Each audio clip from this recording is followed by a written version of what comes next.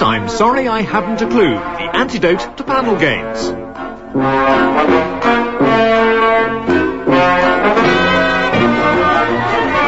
At the piano is Colin Sell, and your chairman is Humphrey Lyttelton.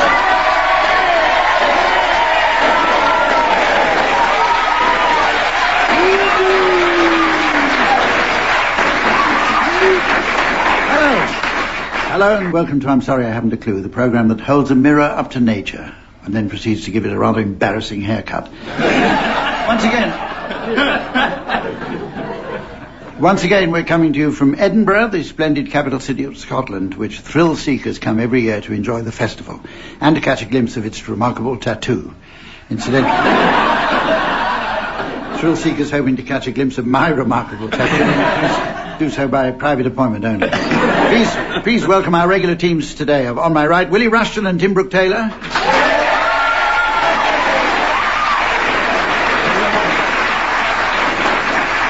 On my left, Graeme Garden and Barry Cryer.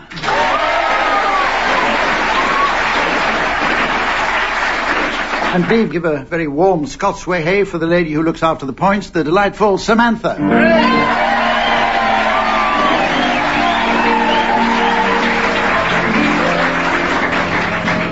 We're going to start off with a round called Translations. In this round, teams, I shall present you each with some tricky foreign words or phrases that I'd like you please to translate. I'm going to start with you, Tim. Film noir. French. Film noir. You forgot to take the cap off the camera again. Willie, it's another French one here for you. La Dame aux Camélias. That's Lady Camel Hair Porker Bowls.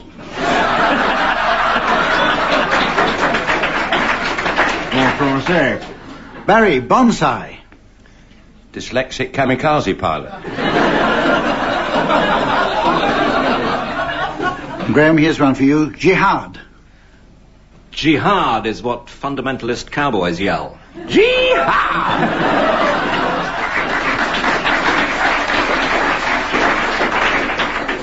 Donna and Blitzen, which is kebab and the runs. Petite shows, your flies are open.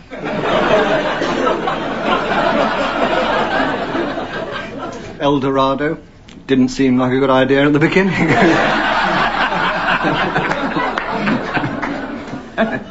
Translation of Snickers is Spanties.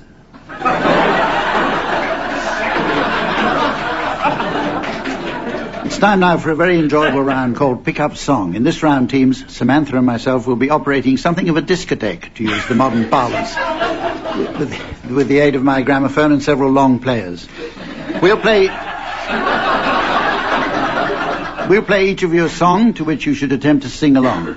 By some sensitive adjustments to my volume knob, at a completely random point the sound will disappear. If on its return you're within a couple of semi-quavers of the original, I shall be awarding points, and points mean prizes. What do points mean? Prizes! I thought it'd be better north of the border.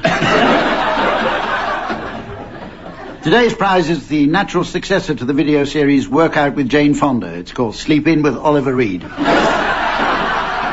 Okay, now, Willie, you can start, and I'd like you to accompany Noel Harrison singing Windmills of Your Mind. Round like a circle in a spiral, like a wheel within a wheel, never ending on the beginning, on never spinning wheel. He sings worse than his father. On a carnival balloon, like a carousel that's turning, going rings around the moon, like a clock whose hands are sweeping the minutes of its face. And the world is like an apple whirling silently in space, like the circles that you find in the windmills of your mind, like a tunnel. I remember that bit, it was very quick. You're down a hollow to a cavern where the sun has never shone, like a door that keeps revolving, a half-forgotten dream, or the ripples from a pebble someone tosses in a stream, like a clock whose hands are sweeping past the minutes of its space. Hands are sweeping past the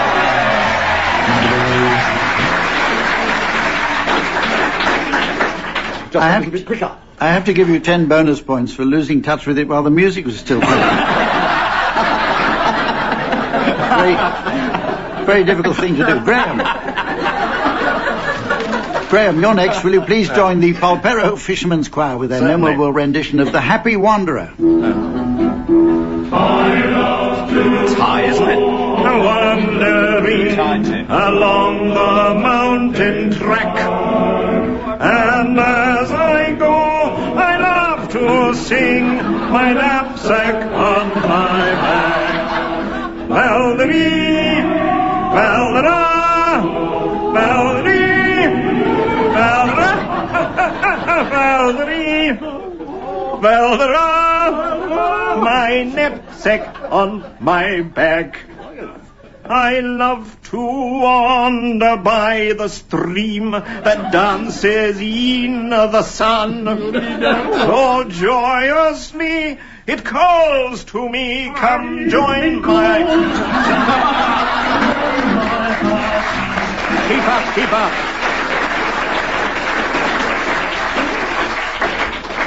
Tim. Will you please join in singing One Man Went to Mow alongside the nursery singers? One man went to mow, he went to mow a meadow. One man and his dog. Two men went to mow, they went to mow a meadow. Two men, one man and his dog went to mow a meadow. Three men went to mow, change key, went to mow a meadow. Three men, two men, one man and his dog went to mow a meadow. Four men went to mow, they went to mow a meadow. Four men, three men, two men, one man and his dog went to mow a meadow. Five men went to mow, they went to mow a meadow. Five men, four men, three men, two men, one man and his dog went to mow a meadow. Other hand. Six men went to mow, they went to mow a meadow. Six men, five men, four men, three men, two men, one man and his dog went to mow a meadow. Seven men went to mow, they went to mow a meadow. John! Men, six men, five men, four men, three men, two men, one man and his dog went to mow a meadow. Eight men went to mow, they went to mow a meadow. Eight men went to mow a meadow.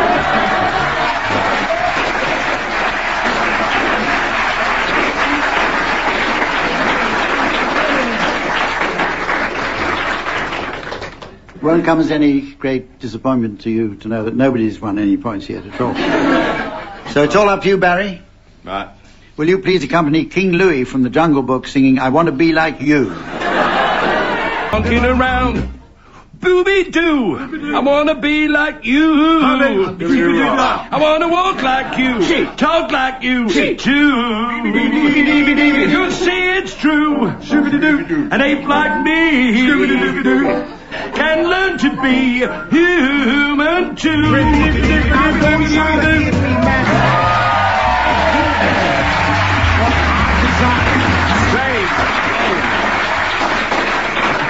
Well, according to Samantha, the score... incidentally, did you know that the guy singing that was Louis Prima, very fine New Orleans trumpet player? I did know that. You did, yes. Yes, I thought yes, you would. everybody in the room knew that, Humph. He was very fond of Bad Penny Blues, wasn't he, too? Yes. Oh, he loved it. He loved it. 10 points to Tim Brooke-Taylor. Our next round is an easy-to-follow game whose rules are neatly explained by its title, Cheddar Gorge. As you would expect, the teams are asked to construct a sentence by each of them uttering one word at a time while taking care not to complete the sentence. To complicate the round unnecessarily, I'd like all the words to start with the same letter. Oh. Yep. So you can start, Willie, and the letter is S. So, Samantha said, Softly. so. She said, Sibilantly. so.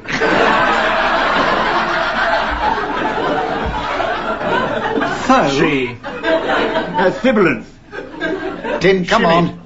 Swiftly. Sadly. Scuttlingly. Squeakingly. Sonorously. Straight. Surrounding. The ghastly. Secretly. No more adverbs. Sideways. semicolon.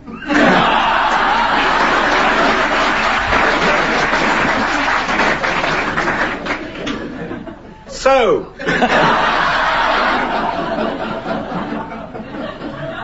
Stop. Oh! No, we shouldn't end. Stop! You probably noticed that by saying stop, Tim Brooke-Taylor finished the sentence. Wouldn't look that way. Very popular member. I tell you what, though, Thank you for the £10 note, audience. there's time for us to have another round of that. Oh. But with a different letter, you'll be delighted to hear. The letter H.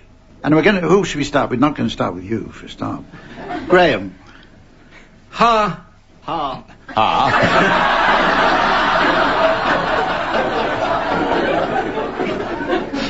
Harry Huxtable. has His. hooter. Honed. Highly. Horrendously. Hideous. However. His. Handbag. Hyphen.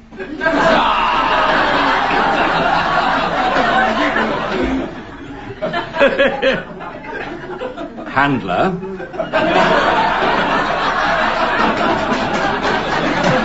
Has Overtaken. No, I'm just. Has hitched. her Harness. Hideous. Heavily. horrendously. For those of you listening at home, you can go on. Highly. Happily. The next game, which is... Has. Humphrey. Oh. I just like wake him up.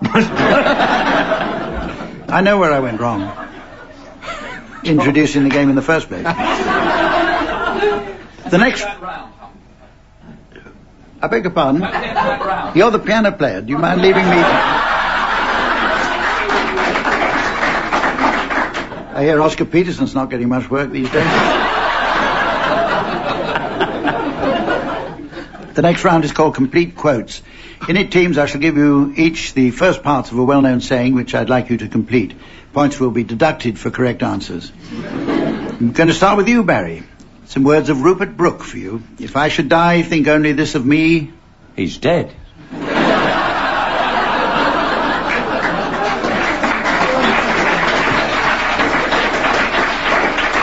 Graeme, we'll go to you next. If a thing's worth doing, it's worth doing... Isn't it?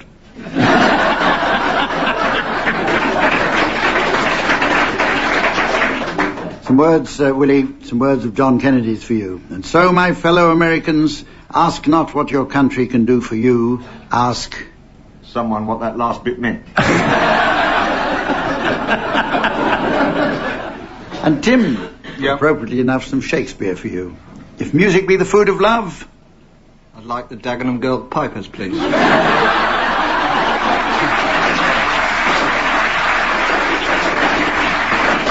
Very well, with John Kennedy again now. Ich bin ein... Binliner.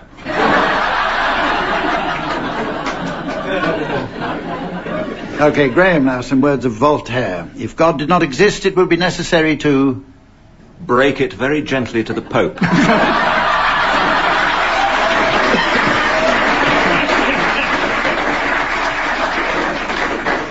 Willie, mad dogs and... Snip, snip, snip. Well, we have a thing on this program. There's a thing like the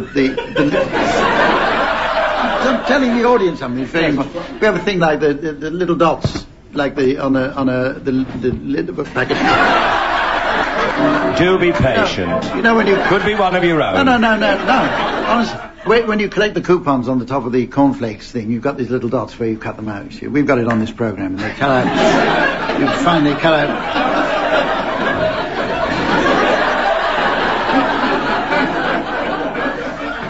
Are you on solids at the moment? Okay. Willie, Mad Dogs and Englishmen go... British Airways.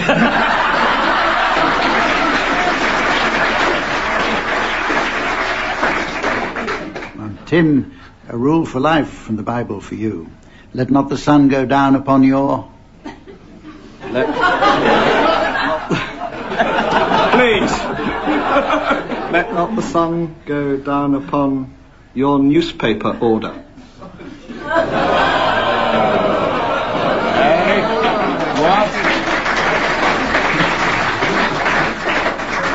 Rashly, I'm going to ask if any of you have got any more of those. If at first you don't succeed, you still say on as Prime Minister.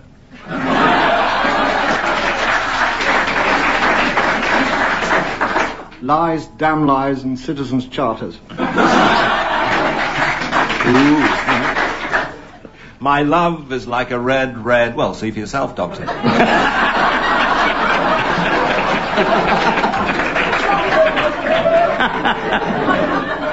Any more, or can we go on?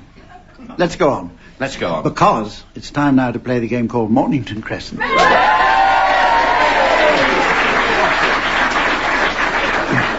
In deference to the fact that we're in Edinburgh, we shall attempt to play the more refined Scottish version of the game, Morningside Crescent. Apart from certain important differences, this version follows our own standard rules. Though, as you'd expect, shunting and straddling are generally considered unacceptable. So, Tim, would you start, please? Abercrombie Place. Hill Street. Queen Street. Trafalgar Square.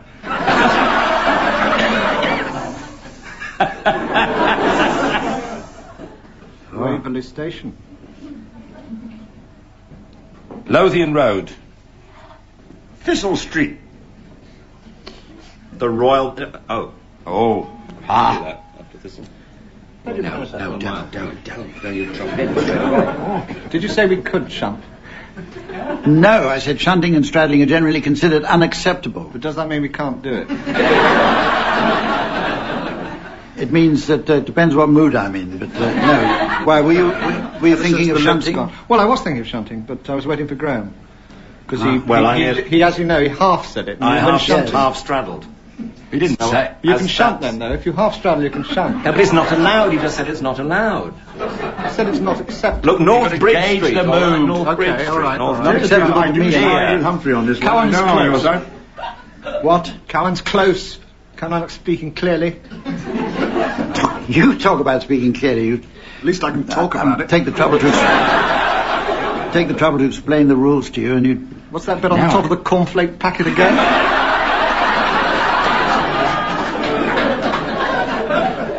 I can do it now. You could. Royal Mile. I'm flirting with Dougal's entry.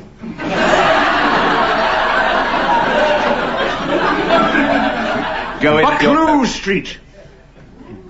Thank you, Fad. Hey! So you shunted. What? That was a deliberate Don't shunt. point at me and accuse me of shunting. Seriously, it was a shunt. Was it? It was a Yeah, shunt. yeah. Oh. It was a shunt. Draw that. Well, Charlotte Square then.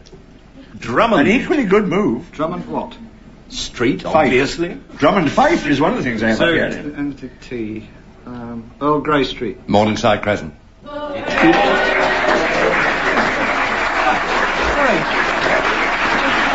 Thank you. I sometimes wonder why I or get shunting? why I get cursed with you as a teammate sometimes. I do. You're all right, something to sing along with. I can't dis- any intellectual. I can't disguise a certain grim What a bummer. satisfaction that Tim Brooke-Taylor walked straight into that one. So we're going to walk straight into the next game, because it's time for a round of limericks. And I shall furnish you teams, each of you with fertile first lines, which I'd like you to complete in limerick form, taking one line each. Graeme, starting with you. While out on the banks of Loch Ness...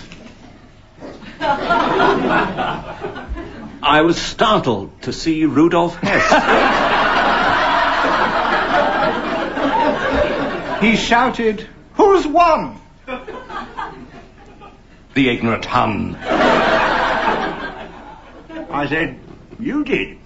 In the end, more or less.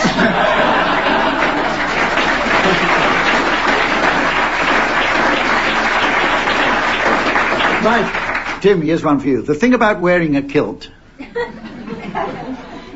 Careful, Tim. Is it tends to reveal how you're built. You knew. But should you chance your arm... It has an alarm. And your sporran lights up and says tilt.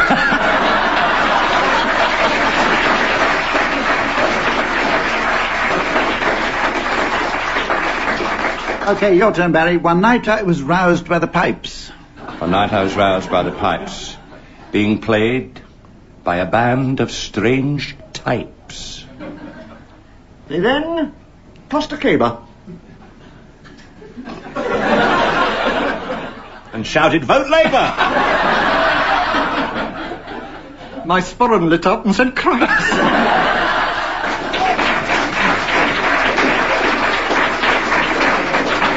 Okay, finally, Willie. There's a small breed of dog called a Scottie. There's a small breed of dog called a Scottie, who's house-trained and sits on a potty.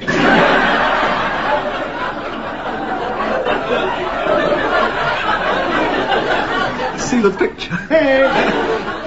He gives a loud yap. Oh, dear.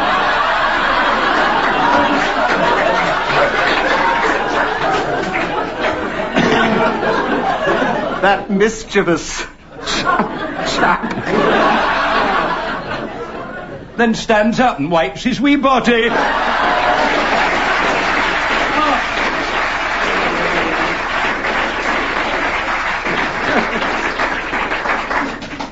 The next round, thank goodness, is called Swanee Kazoo. Throughout history, mankind has constantly struggled to combine two different items in the hope of creating something remarkable and unexpected. Amongst his most noted successes, one would have to count the hot air balloon, the electron microscope, and the strawberry jam and peanut butter sandwich. However, few such combinations in any sphere can match the delightful harmony that can be achieved by uniting the haunting lyricism of the Swanee whistle with the impudent euphony of the kazoo. Teams, I'd like you to create this noise for us now, but before you begin, I'm obliged to introduce one of man's less successful combinations, that of Colin Sell with the piano.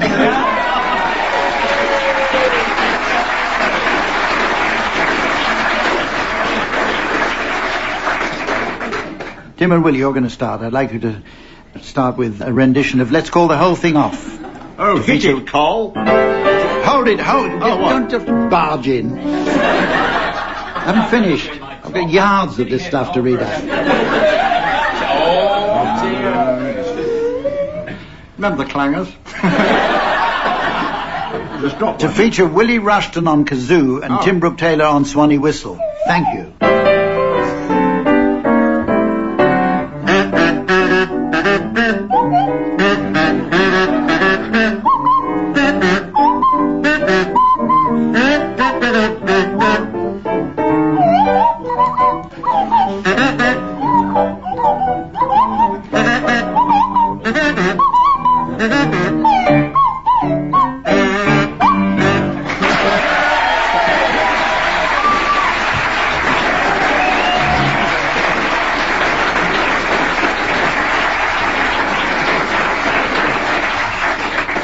Did you know your Adam's apple goes up and down when you play that? Fascinating. Yeah, it does. Go on. Yeah.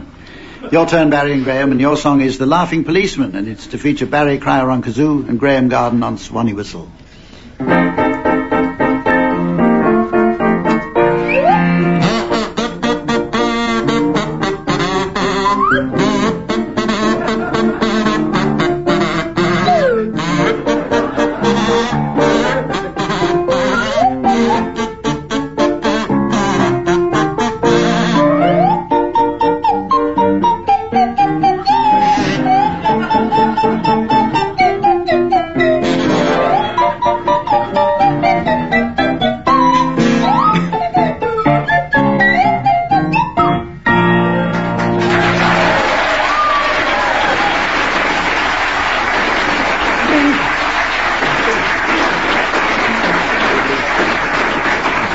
I forgot to tell you at the beginning that we're judging the winners from that round on the audience's applause.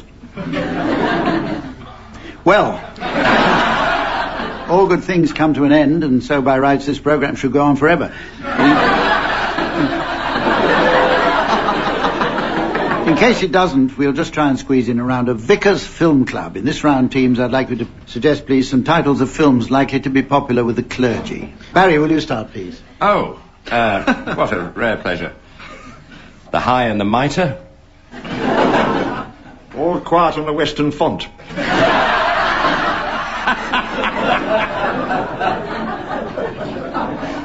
A Fistful of Dog Collars. It's a star-studded film, this. The Seven Deadly Synods. Charlie Chaplin, James Dean, Richard Pryor, and Russ Abbott as Captain Kirk. Not forgetting Nicholas Parsons. On second thoughts, you can forget Nicholas. What's Up, Flock? Silence of the Bands with Hannibal Rector. Bill and Ted's Excellent Advent. An Officer and a Gentleman. Cloister Encounters. Pope Eye.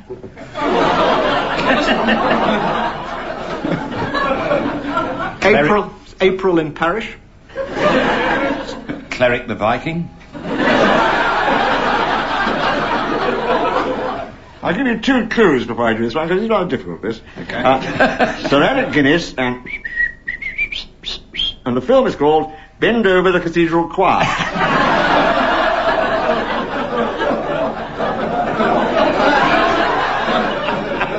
You'll wake up tomorrow morning and roar with laughter. The Abbess. What?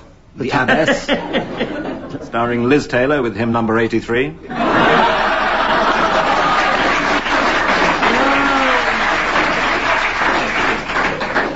At this point... The Padre's Over. The First in the Pew, starring Winston Churchill. Tom Courtney in The Blesser. Well, with the... Psalm, Song and Delilah. And, well, with the big hand pointing upwards and the little hand pointing towards my digital watch, I notice that we've run out of time. Join us again next week when we'll be in Bury St Edmunds. Meantime, from the teams and myself, goodbye.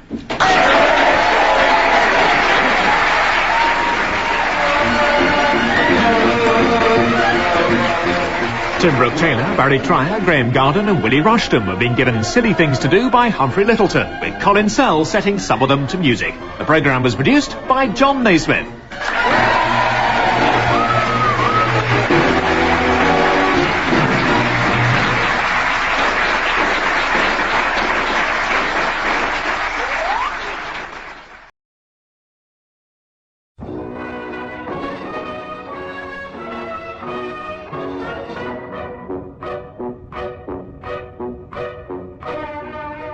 We present I'm Sorry I Hadn't a Clue, the antidote to panel games.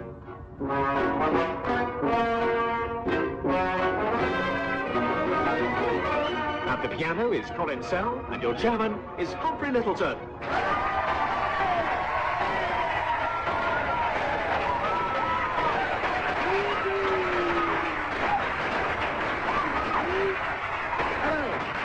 Hello and welcome to I'm Sorry I Haven't a Clue. Today we're coming to you from Edinburgh, the splendid capital city of Scotland, to which thrill seekers come every year to enjoy the festival and to catch a glimpse of its remarkable tattoo. Incidentally, thrill seekers hoping to catch a glimpse of my remarkable tattoo do so by private appointment only. Please welcome our regular teams today. On my right, Willie Rushton and Tim Brooke-Taylor.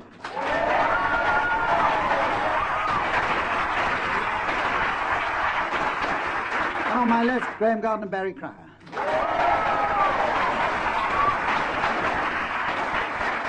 And please give a very warm Scots way hey for the lady who looks after the points, the delightful Samantha.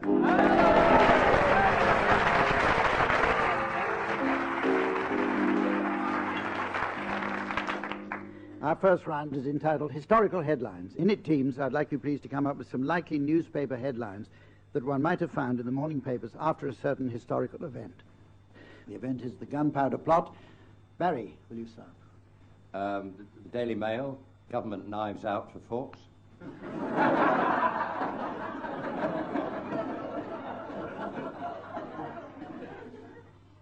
Willie. The Financial Times. Boom fails to materialise.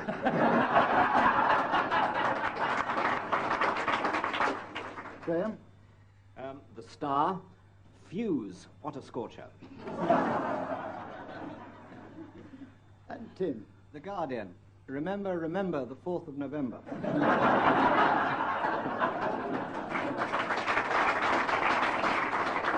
Or The Star. Guy forks it up.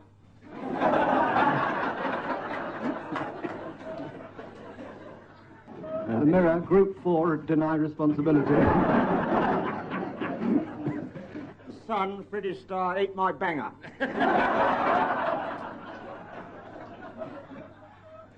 Exchange and Mart will swap 8 barrels of gunpowder for one asbestos suit. Any more on that? Spiritualists Weekly. Now there'll be fireworks. I say, let's try another. This time it's The Creation. Graham, will you start us off, please? The Telegraph. Universe manufacturer goes out of business after 6 days. The Lancet. BMA warn rib transplants can cause lumps on chest.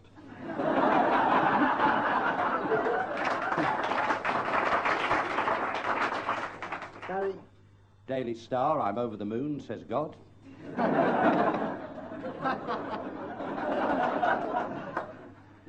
Daily Mail. Snake problem at theme park.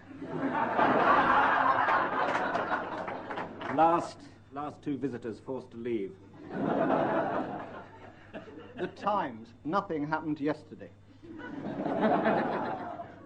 Any more? The Irish Times. Genesis good for you.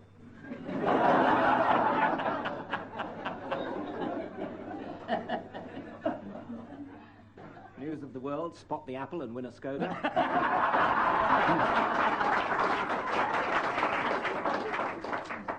Well, we're running out of time, so let's hurry on to a round that's called One Old Song to the Tune of Another. This should not be confused with the latest Andrew Lloyd Webber musical, which is, in fact, a couple of old songs to the tune of several million. In this round, teams, I'd like you... Teams, I'd like you to... Well, I say I'd like you. I'm actually paid to ask you to sing the words of one well-known song to the tune of a different one. Now, in practice, this is quite difficult, but I noticed that you'll be accompanied by Colin Sell on the piano, so in reality, it should be almost impossible. Graham, you're going to start, and I'd like you to sing Je ne regrette rien to the tune of the Camptown Races. Non, rien de rien, non, je ne regrette rien, ni le bien qu'on m'a fait, ni le mal. Tout ça m'est bien égal, non, rien de rien, non, je ne regrette rien, c'est pas la life. Allez!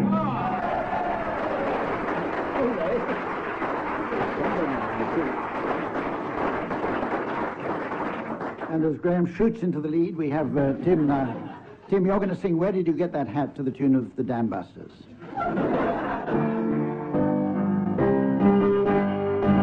Where did you get that hat? Where did you get that hat?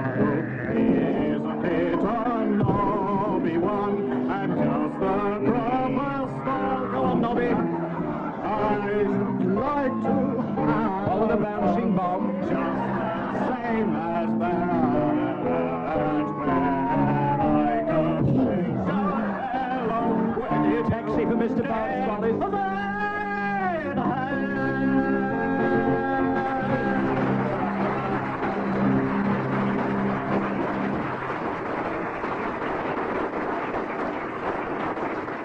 All together now.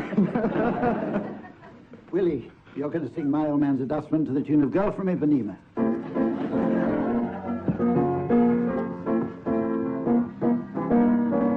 My old man's a dustman, he wears a dustman's hat. He wears gold-blimey trousers and his castle flat. He looks a banana, he looks a banana, his green hobnail boots. He's got such a job to pull them up, he calls them Daisy Roots. My old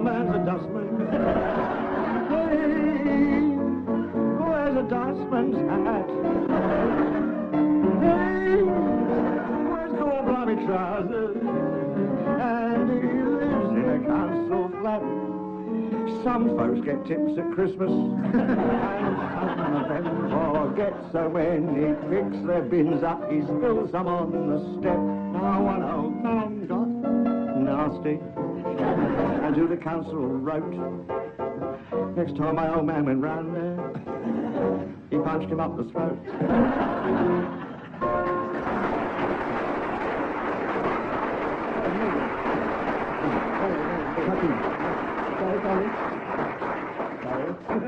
Okay, Barry, with all to play for, you're going to sing Oh What a Beauty to the tune of The Sunshine of Your Smile.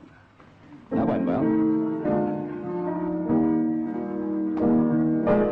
Oh, what a beauty! I've never seen one as big as that before. Oh, what a beauty! It must be 2 feet long or even more. It's such a lovely color and nice and round and fair.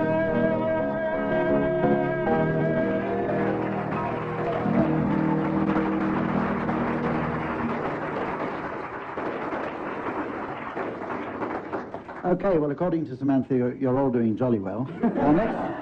Our next round is called Critics Forum, or Against Them. In this round, teams, I'd like you to take it in turns to play the parts of 2 critics discussing a certain subject upon which you're in 2 minds. I'd like you to start off being very positive about it. However, when I make a noise like this... They left the swing bridge. I'd like you to completely change your minds and so on. Okay? Right, Tim and Willie, you're to start, and your subject is the programme Through the Keyhole with Lloyd Grossman. This is a wonderful programme. You omitted to mention Sir David Frost, who, of course, I think this is probably the peak of his career. Yes, probably the highlight of a distinguished career. A very distinguished career, but now, of course, he's gone completely mad. He couldn't have any white jackets to be coming for him, quite frankly. And not before time. Quite right. Not before time. It's a terrible programme. It's the basest sort of programme. It pries into people's lives, and that's the sort of thing people want to see. You want to know? I can't think. I wouldn't have Lloyd Grossman in the house socially, quite frankly. But I mean, no, that's positive. I'm sorry.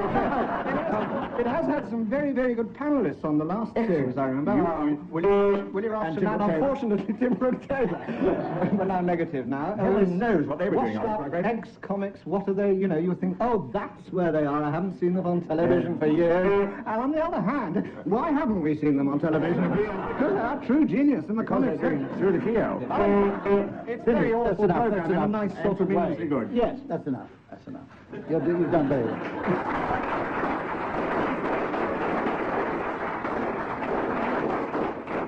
Always stop when you're on top, I say.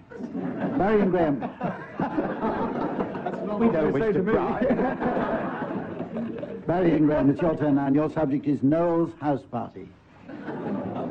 Well, what a fresh, innovative programme. No, there's been nothing like it for years. It's seminal. And yet, let us examine that word, seminal. No, let's not. It's copied from other fresh, innovative programmes. Goes on far too long. Goes on far too long. As does Noel. Yes. My God, what a time walk on legs that man. And we can't get enough of him, can we? No. Very interesting. Dear old Noel and Mr. Blobby. I mean, what can you say about As Tim was saying earlier, these people should be on television, and sometimes one hasn't seen Noel for minutes. And what about Wait Till I Get You Home, with the little children telling stories about their parents? Isn't that absolutely disgraceful?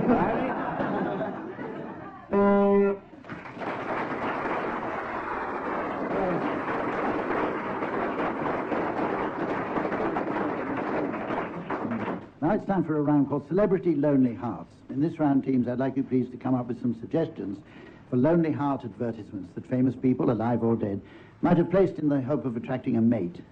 Okay, Tim, will you start, please? Miss White seeks 7 dwarves with a view to a bit of hi-ho, hi-ho, hi-ho.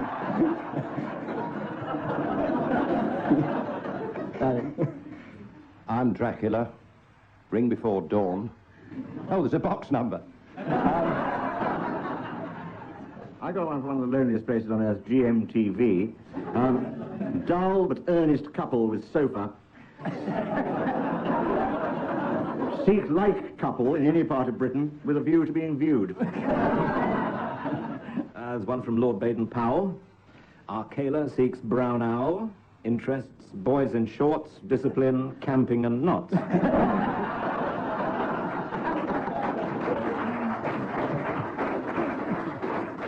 Has own woggle. What was that box number again? John Gummer's inserted one, there's a miracle.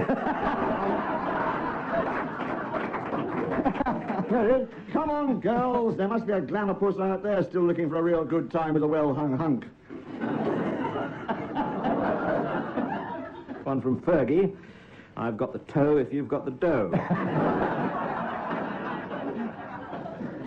Any more? Okay. Our next round is an unusual game called Straight Face, the object of which is not to amuse the audience. And now for the unusual part.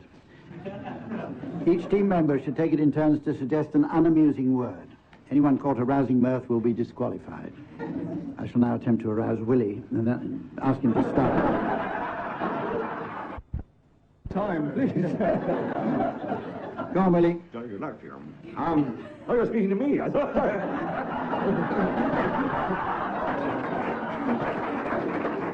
Get on with it, Willie. Sorry, time's running out. Kilt. Bottle. Woggle.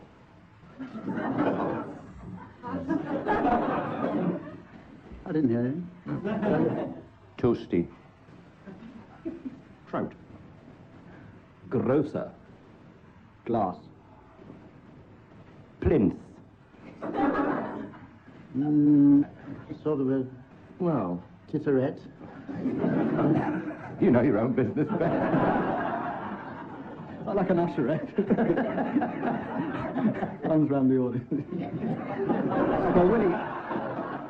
Come on, Willie. This is a Wombat. serious game. Goose. Kangaroo. Kaylee. Terrace. Cauliflower. Microphone. Boggle. Bat. Cheese. Festival. Gusset. Ow. Yeah, I think there was a definite laugh there, Barry. I'm sorry. Okay. Sorry to lose you. Did I explain to you that the last one who's left in wins? Didn't I? That's the only point I can see to the game.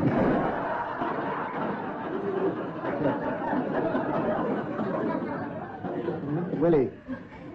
Zone. Toast. Tattoo. Clone. Clown. Scone. Sorry, Tim. So it's a head-to-head now between Willie and Graeme Garden. And we'll start with you, Graeme Garden. Avocado. Proboscis. Oh, got friends in, have you? You found their level. Okay, that puts Willie beyond reach of the others, so we'll carry on to... you don't want to know who won that, do you? It's now time to play Call My Bluff, an extremely entertaining game which was once a television program with Robert Robinson and some celebrities. In it, teams are asked to provide definitions of an obscure word, only one of which is correct. If the audience will suspend their disbelief for a moment, and someone will lend me some fish glue for my hair, I shall act the part of Robert Robinson. A new team should pretend to be celebrities. So, Mr. Brooke-Taylor, you're to start, and the word is artichoke. Artichoke. This is a word for a cheap and efficient killer, named after mafia boss Artie the Throat Ferrasi, who's a cheap, efficient killer. The word comes from his most famous headline of cheap slang, which read, "Artichokes, 3 for $1." So artichoke, cheap slang. On the other hand, it could have been named after an Australian hen, a chook. This is for something that's primitive, that's taken seriously. In Australia, this chook had paint tied to its webbed feet and encouraged with grain to walk all over the canvas. It took the Australian Academy by storm, but when discovered, it caused an almighty scandal. The headline was "Artichoke fools the Academy," now used as something primitive and mindless, taken seriously. see also under Rolf Harris. I had black hair when that started. Barry. Oh, poetic justice. Artichoke. It's a reference to Christian Barnard, the legendary surgeon, author of the seminal book Last of the Red Heart Murmurs, whose pioneer operation was the transplant for Bruce Forsyth. This is not generally known. Bruce originally demurred because he didn't want to walk around with a kidney on his head, but it did succeed brilliantly. And now Bruce has a head that Queen's Park Rangers want to play on. But the point being, Barnard, the pioneer, was the first man to realise that if you have a pacemaker and break wind, your garage door's open. He propounded the theory that chest irritation coupled with heavy coughing is an early warning system, known colloquially as the scratch and snuff. But it's defined by Dr. Christian Barnard in his seminal work, heart, itch, choke. Heart, itch, choke. Hearty choke. His hair is black again.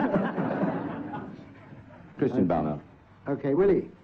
You'll have heard of Gene Autry, the singing cowboy. Well, not only did he sing, but he used to weave the odd tale around the artificial campfire.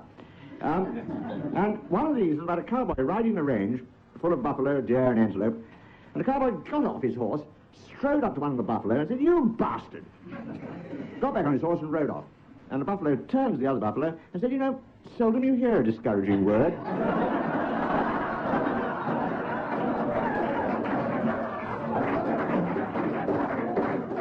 And that was his only joke, and it was known as the Autry joke. And finally, your definition, Graeme. Yes, I shall be brief, my lad. Artichoke's a new word that was introduced to the language after the popularity of the mobile phone, originally the radio telephone, shortened in army parlance to RT. And then you often see people nowadays with them in restaurants, using these things, and in fact this word describes the manoeuvre that all right-thinking people should do to some yuppie prat when they see them taking phone calls at the table. They perform the RT choke.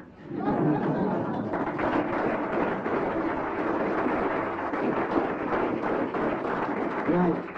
Now it's up to me to decide which one is telling the truth. I don't know. I dismiss out of hand that rambling definition about Christian Barnard, largely because I was taking notes and I can't spell Barnard. I used to like Gene Autry. There was talk at the time, I remember.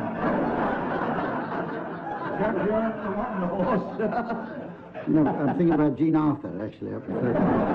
I'll tell you, though. Arthur Askew, I think. And then there was the Australian hen walking through paint and walking all over a canvas. Sounded to me like a lot of Jackson Pollock, so I'm not going to allow that one. Funny, huh? Radio, telephone, artichoke. I'm going to go for Willie's definition, the Gene Autry bit. So, Willie, truth or bluff? Oh, good. No. You'll get one day, Humphrey. I know, then. I don't know why they never let me win. It'd be to their advantage if they did once in a while.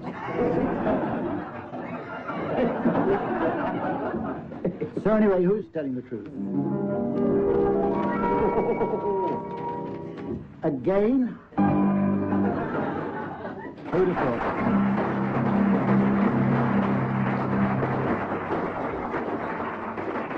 And for those of you listening at home, don't worry. The next round...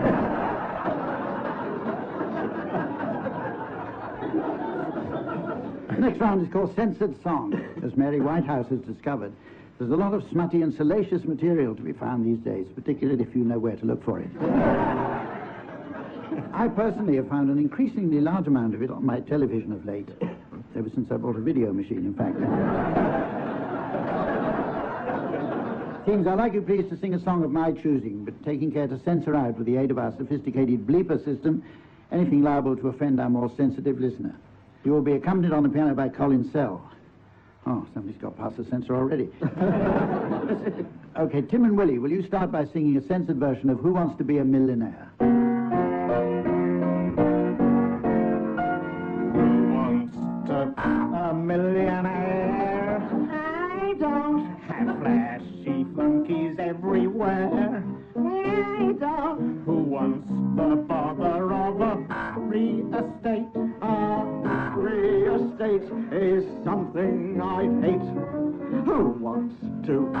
in champagne? Who wants a supersonic? Who wants a marble swimming pool too? And I don't, 'cause all I is you.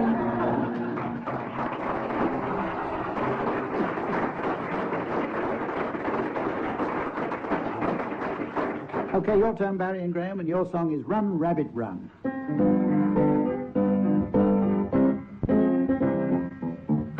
Rabbit, rabbit,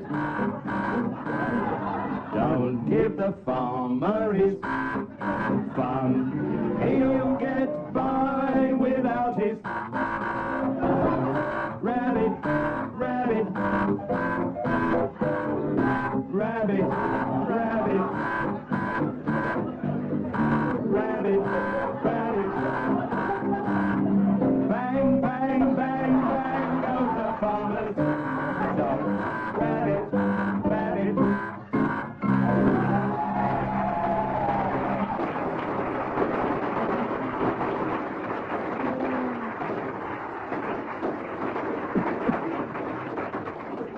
Very good. By time, the great healer is already beginning to administer the ointment, and I noticed that it's almost the end of the program. No one noticed. I've been looking at my watch.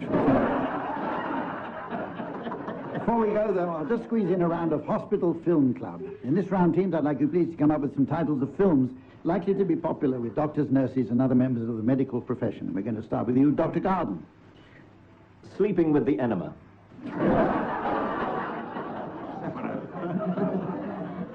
Krakatoa, estrogen of Java. Oh, you've seen it. Very good. Bedpans and broomsticks. Who's afraid of Virginia Bottomley?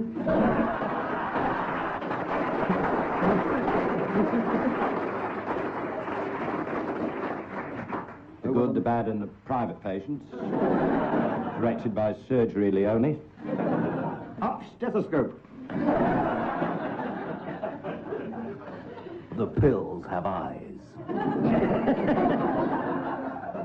Kind hearts and coronaries. They love Bond films, the medical profession. No, they don't. No, Sean Parks, in. Gallstones are forever. Cold finger. Thunder bowel. For your thighs only. And chiropractor pussy, but that doesn't work. Oh, what a lovely wart. The Lone Ranger and Tonsil. The Sound of Mucus. Oh. Silence of the Lungs. The greatest suppository ever sold. One flew over the cuckoo nest. One flew. Nuns with the runs. Well, that really is all from us now. Join us again next week. In the meantime, it's goodbye from me, and it's goodbye from them. Goodbye.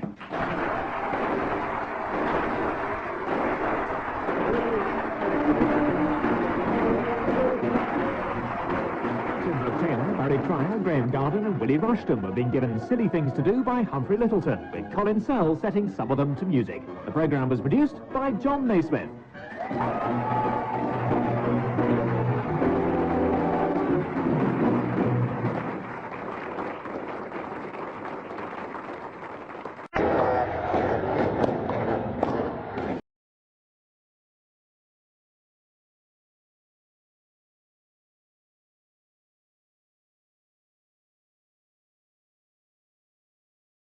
Barry Cryer and Graeme Garden.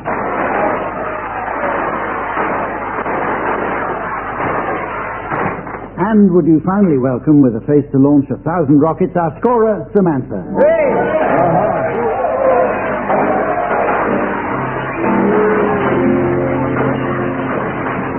Our first round is entitled Wuthering Hillocks. It takes as its premise the poverty of the entertainment industry in this country. Teams, I'd like you to please come up with some suggestions for cost-cutting versions of well-known films, plays, musicals, programs, or books. Barry, I'd like you to go first, please. Mr. Brooke-Taylor has come out with a rather modest little volume, A Brief History of Tin.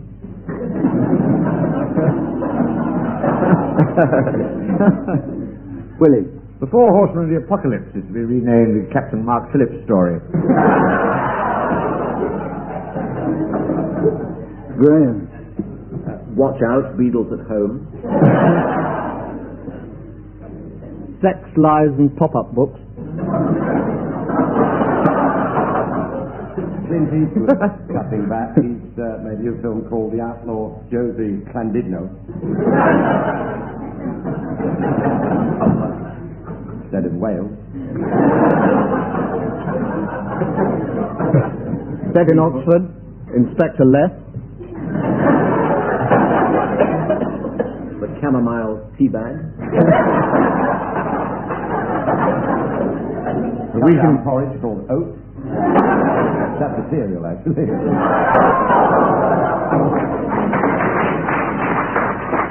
This week in Parliament will be an evening with Giles Brandreth. My left 6 inches.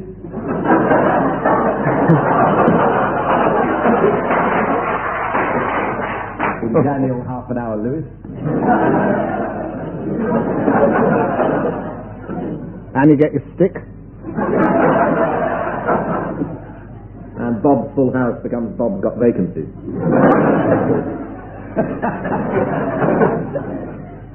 Charlie and the Chocolate Biscuit. I'm going to have to stem this flow of invention now. We're going to go on now to a next round, which is entitled Antithetical Duets, which involves two groups of two people, with each group singing a different song. It's not to be confused with antitheistical duets, which involves one group of two people, in which both people sing songs that dispute the existence of a god. Here are the rules as I understand them. Each team has a song. Team A starts singing their song, and shall I do this? Oh. And I did that with a buzzer, at which point Team B did it with a horn. Don't be pedantic. Oh, right. At which point Team B should start singing their song. When I do this, again, and that was a horn that time. You don't know the difference between a horn and a buzzer, you're in big trouble. Team A must take up their song again from the precise point at which they left off, and so on. Gosh, what fun. Team C will provide the musical accompaniment. Go on, Colin. We've been given... Listen, you're supposed to be the musical... We've been given words that says the sun has got his hat on. Is that relevant? Yes, but you're not going to start. Oh, okay. So Barry and Graeme are going to start, and your song is Bye Bye Blackbird. Thank you, Hum. And Tim and Willie, your song is The Sun Has Got His Hat On. Oh, that's a coincidence. Okay, introduction, please. Waiting for the buzzer, Humphrey. If Colin Sell hadn't barged in about 10 minutes ago, none of this could have happened. We could have got on with the game. That's a buzzer. That's a very thick horn, that. Okay. Colin, the introduction, please, to Barry and Graeme's song, which is Bye Bye Blackbird.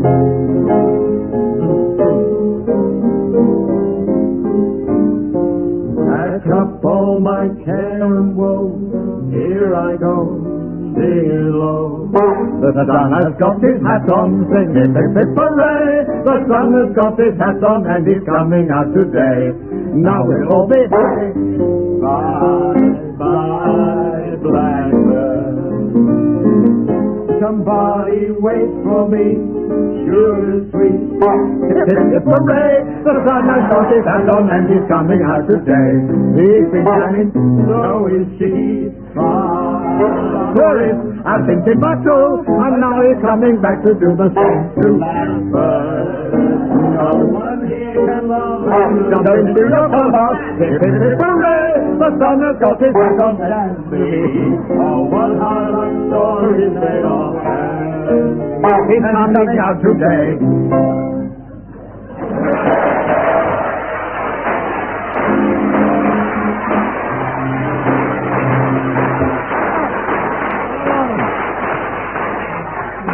Oh, I've enjoyed myself for the first time in 20 years. Let's do it again. And God does exist.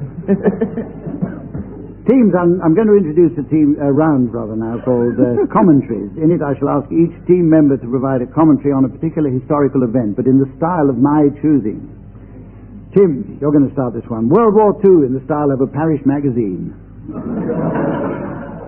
Last Saturday, Mr. Chamberlain, reading from a piece of paper, introduced Mr. Hitler, who kindly opened the proceedings with an amusing speech or two and an impromptu invasion of Poland. Later, Mr. Churchill, standing in for Mr. Chamberlain, organised some games on the beaches and was particularly fulsome in his praise of the few who took part in the aerial display. The WI, as usual, did a splendid job feeding 50 million, and their spam store was a great success. Winners included Dame Mara Hess, dried egg and spoon race, Charles de Gaulle, potato most like its owner,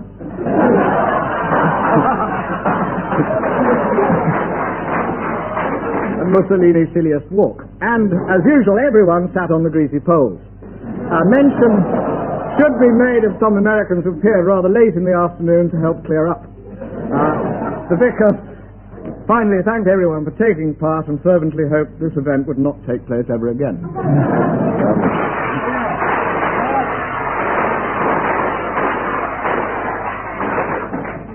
Harry. What? I want you to do the Charge of the Light Brigade in the style of Murray Walker. And here in the valley of death, the 600 are lined up waiting for the flag. Lord Raglan in pole position, Lord Cardigan in the McLaren, and Nigel Mansell nowhere near born yet. The Cannon Williams volley and thunder, louder and louder, which reminds me, have you seen Mickey lately, James? No, Murray. Thank you, James, and they're off. I can see Raglan signalling to Cardigan, pull over. What a sensational start. Meow, meow, meow. That's me making those noises. But there are no cars here. I'd like a... Two voices, not a penny extra. I'd like a tea, please, Bob. Thank you, James. They are dead, hundreds of them, but there's no way Cardigan will fall off his horse. Oh, he's fallen off his horse!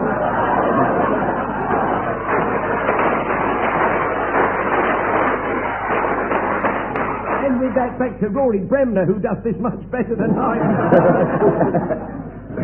Willie Rushton, the auction of the BBC in the style of Richard Dimbleby, please. So, here we are in the great room of the Old Chatham Hotel, Brighton, to witness the auction of those few parts of the BBC still remaining after the cutbacks. So far, this morning, Her Majesty the Queen has bought Radio 1 as something for Prince Edward to play with. Radio 2 has gone to a knacker's yard in Gosport, where the new owners say it will be shot. Radio 3 was picked up for a song by an old folks' home in Eastbourne, and Radio 4 is now about to be auctioned. What price Radio 4? Well, there's not much activity. It's possibly the finest radio channel in the world, but a man has just removed my glass of water, my jug, my ashtray, and now he's taken my microphone.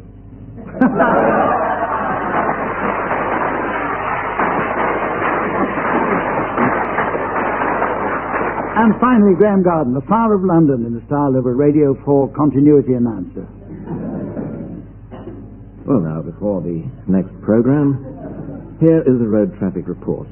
The fire, which started late last night in Pudding Lane, is still out of control, and now covers most of the city of London.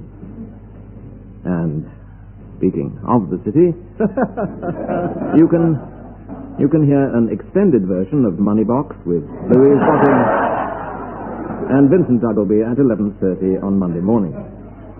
With thousands of Londoners fleeing from the blaze, the roads leading out of the city are at a standstill, with tailbacks stretching right out to the Hanger Lane gyratory system. Well, St. Paul's Cathedral may have gone up in smoke, but there are some glum faces at Brookfield Farm.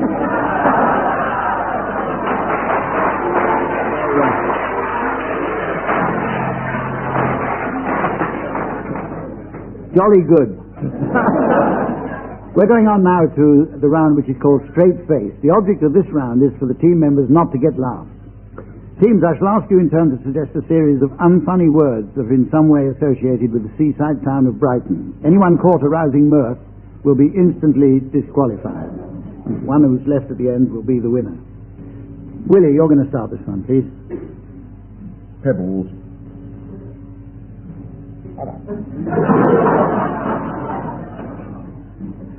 Pier.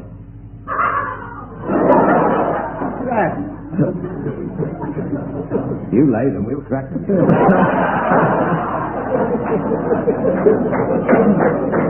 I didn't hear anything. Tim. Bell. Littoral.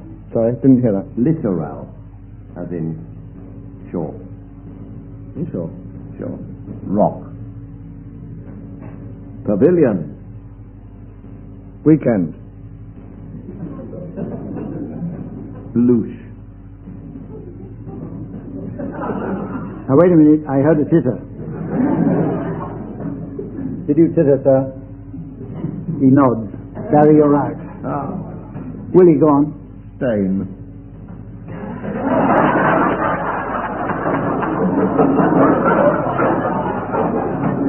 Sorry about that. People taking it very seriously indeed. That leaves just Graeme and Tim. A ding-dong battle, if ever I saw one. Go on, Graeme. Hove.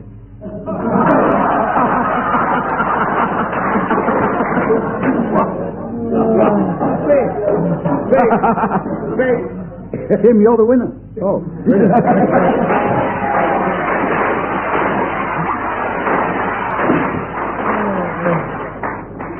All right, then. It's time for a round of limericks. I shall furnish you each with a potent first line, which I'd like you to complete in limerick form, taking one line each. So, Tim, you're going to start this one. The art of the old Highland reel is to spin round upon your left heel. Then you waggle your duck.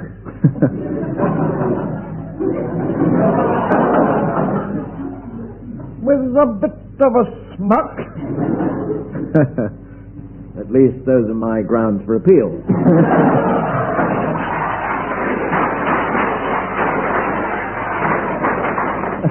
Graeme, here's your first line. At a party when doing the rumba, Down my trousers I thrust a cucumber.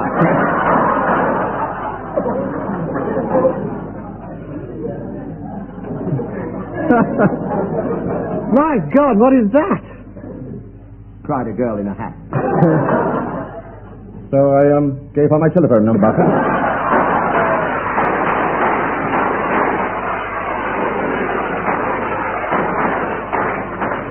Willie, here's one for you. When invited to a Morris dance, When invited to a Morris dance, I strap on my bells in advance.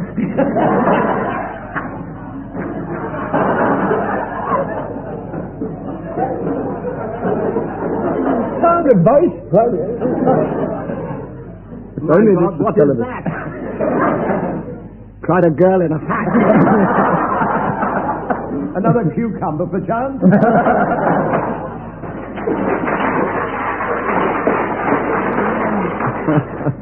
And finally, with the scores level pegging, it's for you, Barry, to start this next one. For those who enjoy a gavotte. I do. I admit it, a lot. I've spent hundreds of nights Leaping round in my tights. And it does keep the vegetables hot.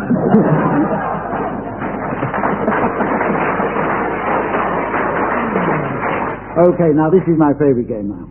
This is called Smugglers. In this round, the teams will take it in turns to be smugglers and customs officers. The smugglers should attempt to conceal certain items in longer words or phrases in an attempt to dodge the sophisticated X-ray buzzer system of the customs officers. Tim and Willie, I'd like you to go first, and your items to smuggle are the names of famous philosophers.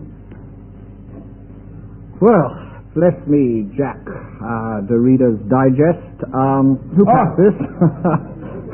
I'm hungry, Willie. What couldn't I do with a Plato pie Pythagoras and a breath of fresh AJ air? Yes, Grant. The spotted one, Plato, I think, was in there. Oh, it's a fair cop. Carry on. I can never find a trolley. Are there any day carts? The stock rates are very high, but I can't haggle. That I shall write a letter to whom it may concern. That's enough thought for today. Our listeners at home spotted 27. Barry and Graham spotted 1. And we go over to you to start smuggling now, please. What is smuggling? Oh, wait a minute. Yes, wait a minute. I've left out an important detail. You're going to smuggle the names of well-known characters from the Bible. Oh, that helps us, you see, Humphrey. Yes. Because I was looking for Chelsea football. Off you go, Barry. We're going to the Philippines, and I'm wearing a big hat to keep the sun off. Everybody wears a big hat out there. Adam's big hat, Seth's big hat, Enoch's big hat, Canaan's big hat. Didn't spot any there, Willie, did you? I've never heard anybody called Big Hat. No. No, you There's just a Chelsea footballer of that name, now in 1947. A very perky little right half. I'm going to take... Arnie Big Hat, I think his name was. A money box, a cane chair. Oh, I'm not able to lift it.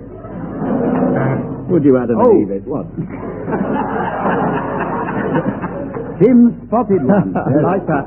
Cain and Abel and Adam and Eve. I got 4 there. Yes, and chair. Their little known son. I'll give you 2. I've got an inflatable Esther Ranson. You may notice one You eye's play the higher than game. the other. What? You play. Sorry, complete with a repair kit for it, for the punctures, pilot light for the oven. I want to see you blow it up. James Bond video, never could measure again. Which game are we in? Just remind me. Have you finished? Professionally, you mean? I think. Yeah. Right, we're going to go on to the next game. Good game, that. Yeah. Oh, it's good. They should have won the cup that year. I tell you what, let's have a quick game of hide and seek. Colin Sell, I'd like you to please provide some suitable music for the teams to hide to. Right, teams, you have 10 seconds from now to find a suitable hiding place that will ensure that you're unlikely to be found for a very long time.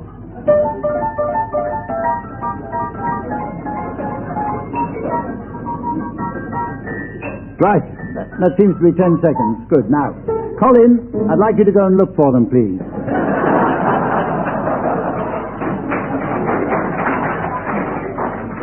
Okay, teams, you can come out from under your tables. Unfortunately, I don't think we're going to have time to wait for Colin, so it looks as though we'd better go on to the next round without him. Luckily, it's a musical round.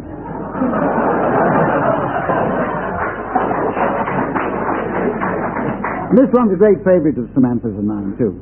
I've selected some of my favourite easy listening discs, which I shall play in on my gramophone for team members to sing along to.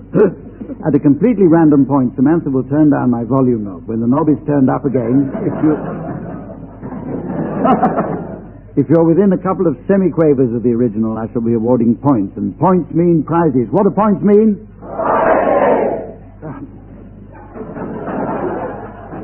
Nuremberg fodder. This week's prize is a new book by J.R. Hartley entitled Sex, Drugs, and Freshwater Ground Bait. Willie, now, we are going to start, Willie. Will you accompany Frank Sinatra singing Strangers in the Night?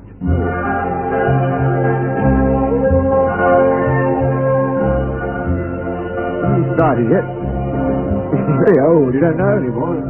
Strangers in the night, exchanging glances, wandering in the night. What was? You wonder what voice to put on when you're singing with Sinatra. In love before breakfast. Oh, that's all. Before the night was through. Something in your eyes was so inviting. Something in your smile, Scooby-Doo, was so exciting. Something in my heart, this is dirty, told me I must have you. Strangers in the night, two lonely people. Oh! So cool. They're slower and slower as the years go by. Miles behind. Doing all that time. I wrote a book while you were there. I don't know why that got any applause, but still. Graham, you're going to join Charles Penrose now singing The Laughing Policeman.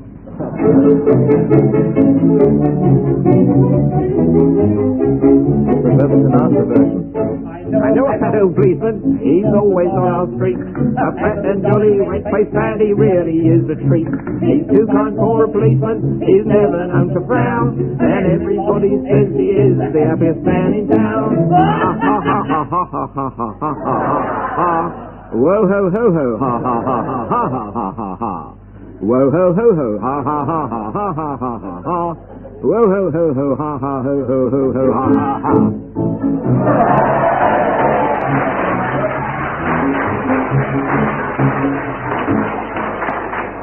That was nearer, but there's still room for improvement. Sally, see what you can do. Join Tom Jones now singing a song called Kiss.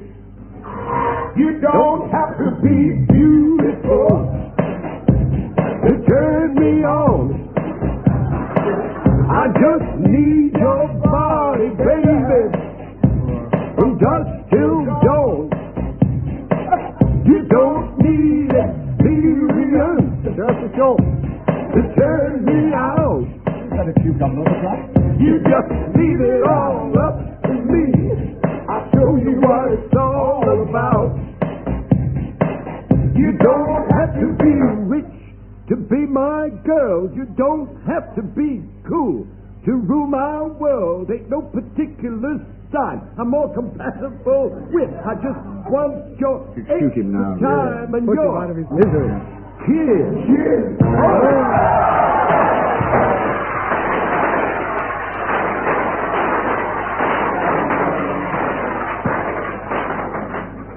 Lady in the front row has thrown something onto the stage.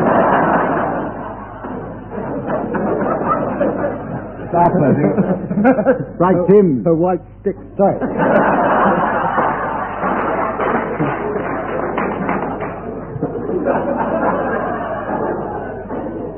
Tim, with all to play for now, will you accompany Rolf Harris singing Sunrise? And feel free, the rest of you, to provide. Sunrise, bring in the morning. Sunrise, bring in the morning. Fluttering the sets all around. Sunrise, we come in the dawning. Sunrise, come with the dawning, spreading all the light all around. Sunrise on the kangaroo pole, sunrise on the kangaroo pole, glistening you all around.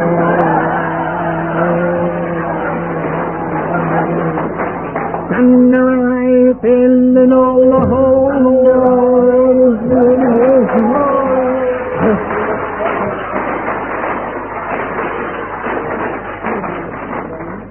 You like the picture? We're almost out of time, so we've got to hurry on now to a swift round of Vegetable Film Club. Teams, I'd like you to suggest some titles of films of suitable viewing for an audience of vegetarians. Okay, Tim, off you go. Bean series of films. Dirty Harry Cobean. Billy the Kidney Bean. Stop or My Mum Will Bean Shoot. The Adventures of Tom Sawyer. Yes. The African Corn. When Harry Coe Met Celery. War and Peas. Al Swede. Speaking of epics, there's Kirk Douglas as leader of the Gladioli in Asparagus. Jack Lemmon and Shirley MacLaine's In the Allotment. The Night My Cucumber Came Up.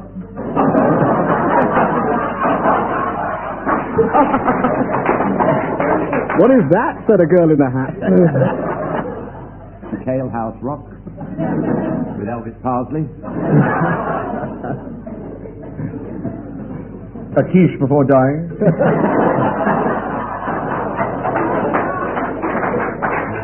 Texas Coleslaw Massacre.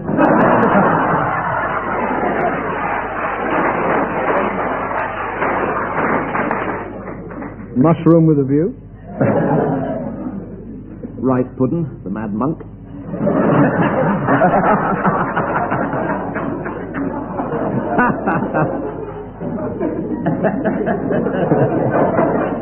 Ill Meat by Marmite. Radish of the Lost Ark. The Silence of the Yams.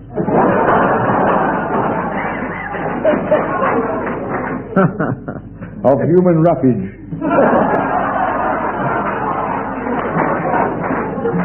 The end of. That really is all there is time for this week. So join us again when we'll be back here in Brighton next week. In the meantime, from all of us, goodbye. Bye. Brooke-Taylor, Barry Cryer, Graeme Garden and Willie Rushton have been given silly things to do by Humphrey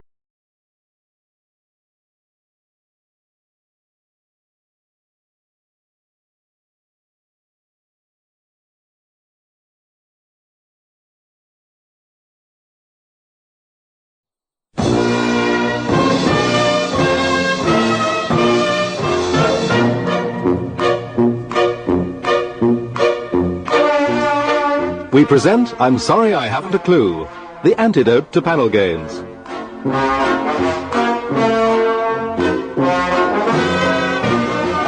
At the piano is Colin Sell, and your chairman is Humphrey Lyttelton.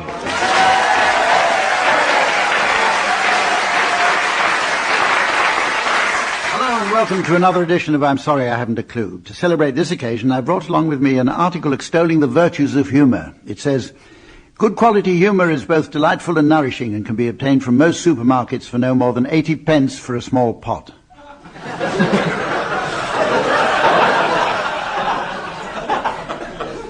I think that must be humus.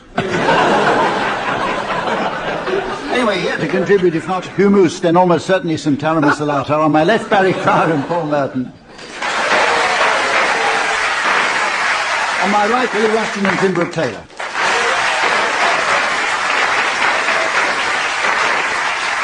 And to ensure that they all score today, please give her a warm hand. Samantha.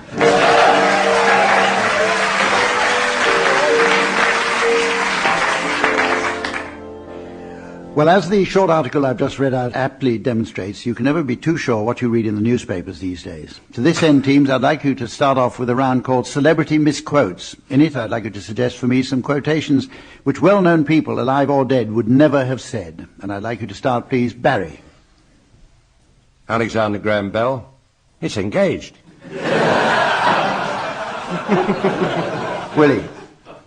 I don't care. Claire Rayner.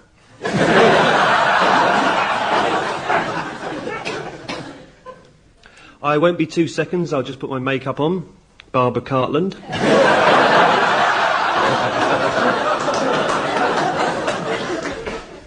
Julian Clary, my mother-in-law. Paul Gascoigne, I thought very carefully before I made the tackle, as my prime concern was to win the ball cleanly.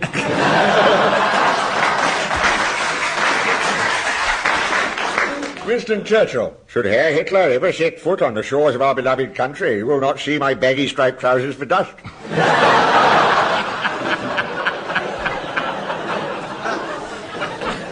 I was so drunk last night I ended up going home with a couple of sailors, Mother Teresa. I think that one was true, though, wasn't it? Yes. Saddam Hussein, I'm as sick as a parrot. The better team won on the day. I'm just sorry I let the lads down. Oh, no, not another tax bill. The Queen.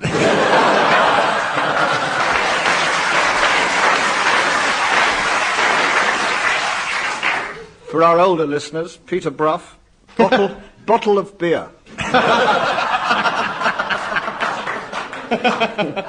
Geoffrey Archer, I want to be left alone. Neil Kinnock, to cut a long story short. Okay, is that all? Right. Now, we go on to a very entertaining game which I came across while watching the recent television series That's Show Business with Mike Smith. In it, people sing along to a song they're given, and the song is then faded out, and the object is for them to be in time with the music when it's faded back again. Brilliant. I don't know where they get these ideas from. Hump. So the good idea... The producer of that television show's Christian name is Nick. Ah, that explains it all. To somebody, not to me. Tim, you're going to start this one. I'd like you to join Frank Sinatra singing Downtown. When you're alone and life is making you lonely, you can always go downtown. When you've got worries, all the noise and the hurry seems to help, I know. Downtown, listen to the music of the traffic in the city. Linger on the sidewalk where the neon signs are pretty. How can you lose? The lights are much bright out there. You can forget all your troubles, forget all your cares. So go downtown, downtown.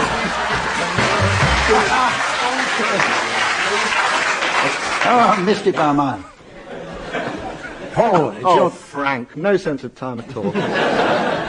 Paul, would you please join Bob Dylan singing Subterranean Homesick Blues? Johnny's in a basement, mixing up the medicine. I'm on a pavement, thinking about the government. Man in a trench coat, bad job laid off. Says he's got a bad cough, wants to get it paid off. Look out, kid, it's something you did. God knows when, but you're doing it again. You better duck down the alleyway, looking for a new friend. The man in the coonskin cap and pavement.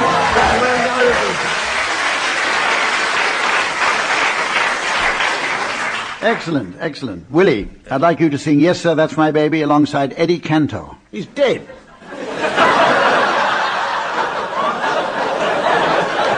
you a huge advantage. I'm still working with Barry Cryer, so I suppose. Who's that coming down the street? Who's that looking so petite? Who's that coming down to meet me here? Who's that you know who I mean? Sweetest fool you've ever seen. I can tell I'm miles away from here. Yes, sir, that's my baby. No, sir, don't mean maybe. Yes, sir, that's my baby. No. Yes, ma'am, we've decided. No, ma'am, we won't hide it. Yes, ma'am, yes, you're invited. By the way. I don't know whether you noticed, but Eddie Cantor came back in. It's a miracle. How did you do that? He was actually singing a completely different song. Barry, now, would you sing Grandad with Clive Dunn? Riding. Motor cars were funny things. Frightening. Rolling hoops and spinning tops. Penny dreadful lollipops. Comic cuts and all.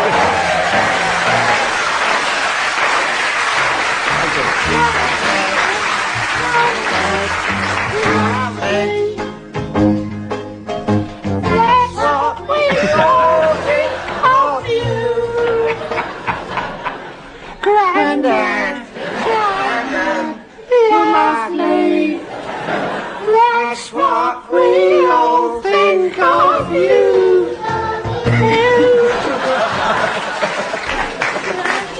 Oh, someone was winning up to that point.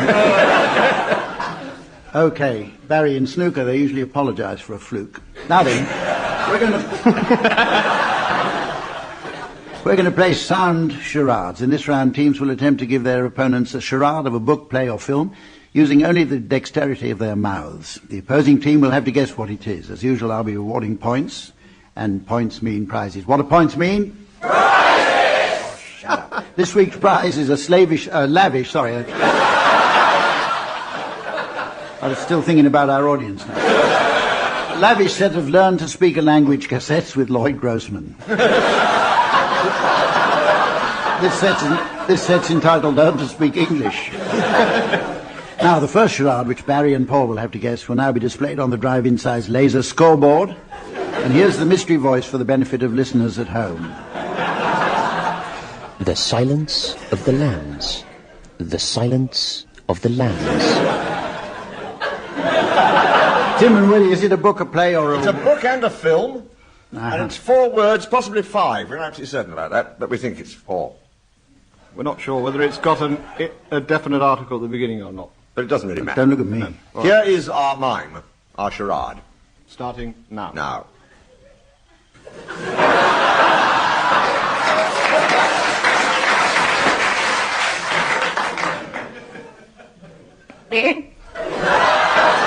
Shut up.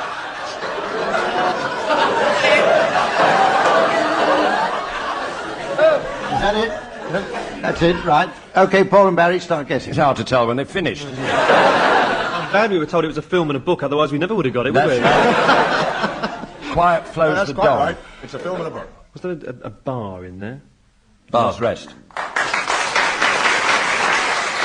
Barbara Streisand, is that The Sound of Silence. Oh, no, it's not for us. No, The it's Song. I think they're teasing us. Ah. Get on with it.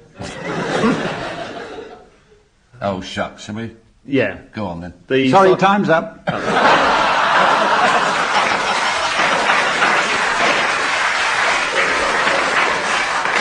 But tell us anyway. The Sound of Music. The Silence of the Lambs. Very good. And now a charade for Tim and Willie to guess. Here it goes on our scoreboard, and here again is the mystery voice for you at home. The railway children. The railway children. Is that a book, a play, or I think it was film? a book and a film. And a film. Yes, a book and a film. 3 words. Now then, children. Living in this lovely cottage just by the railway line. Yes. Right. What is it you want to tell us, Mama? Well, I know the bolt on that gate's broken, and that gate keeps swinging open, children, but I don't want you wandering down by the railway track. Are you telling us children not to go down to the railway? Exactly. I am telling you, children, nothing other. Then as children we shall say we will not go to the railway. Good children for not going down to the railway track. But... OK. Sound like the Archers. Obtaining good advice, I thought, to all those present, quite frankly. Yes. Death Wish 2. Warm? 3 or 5. Children and railways, I assume, don't come into this. The clue's in there somewhere. It's in there. It's in there We somewhere. did say it. Yeah. Well, all I heard was them wanting us to say railway children, so... Opposite close. We must be warned. The audience helped there. Very good. Yes, that's what it was. It's only 2 words. The railway children. Oh, is it? Yes. This is nice. This next round's a firm favourite of Samantha's and of mine too. In it I shall ask you teams to come up with some limericks. I shall provide the first lines, and I'd like you to continue taking 1 line each. And we're going to start with you, Paul. Your line is, an old Greek called Oedipus Rex decided that he would change sex. He was charged 20 drachmas. For removing his knackers. Thank God they take traveller's checks.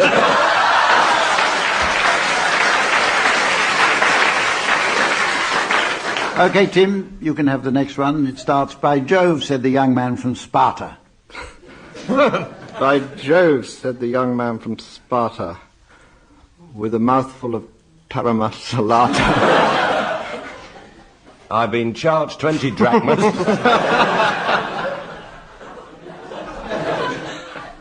For a large plate of neckmans. So much for the Citizens' Charter.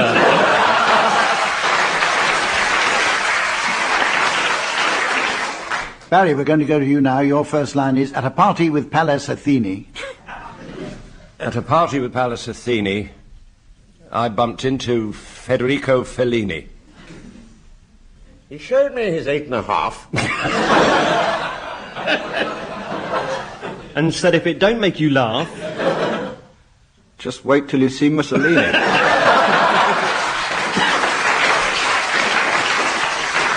And finally, one from you, Willie. Your first line is, a remarkable habit of Zeus's... A remarkable habit of Zeus's was to bathe in tropical juices. He committed a felony... With an overripe melon. He... Subjected to disgusting abuses. Well, it's a conclusion. Okay, now, this next game needs a bit of explanation. Before I do it, I've got something to tell you now. Because if you host a high-profile light entertainment program such as this, it does sometimes mean that people will get you muddled with the hosts of other high-profile light entertainment programs. To illustrate this fact, here's a letter I received the other day. It reads, Dear Mr. Beadle, I do enjoy your excellent TV programs, and I particularly admire the warm-hearted and sensitive way in which you deal with your guests. Your series You've Been Framed, in which viewers send in videos of their loved ones in humiliating situations, is a real favourite. Kind regards, the Marquis de Sade. Well, something you may not know about You've Been Framed is that the programme has sent many home videos featuring well-known personalities. For obvious reasons, these can't be shown on the television. They can, however, be shown on the radio. So, teams, I'll now play you a selection of these videos, and I would like you to identify them for the benefit of listeners at home. Paul, here's one for you.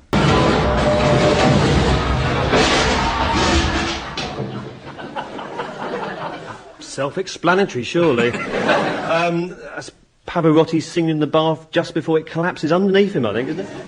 Falling through 3 floors. Sounded like Pavarotti having an orgasm. With an ironmonger. Well, let's just look at it then. Good heavens, he was right the second time.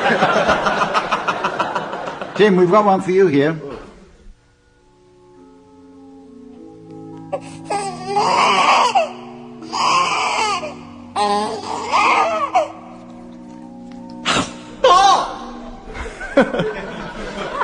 Well, I assume from its music, it's a christening, and the baby's bitten the priest. It's the christening of Hannibal Lecter. Or it could be the christening of Jeremy Beadle, when that scream was him being dropped on his head, which would explain a lot of things. Barry, there's one for you now.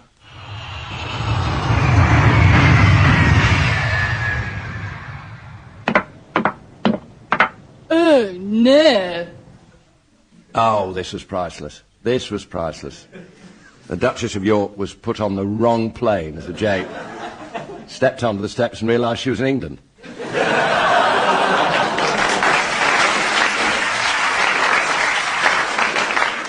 And the last one for you, Willie. Whoa, whoa, whoa. Jesus Christ, Jesus Christ, don't cry for me. Midnight, night. The phantom of the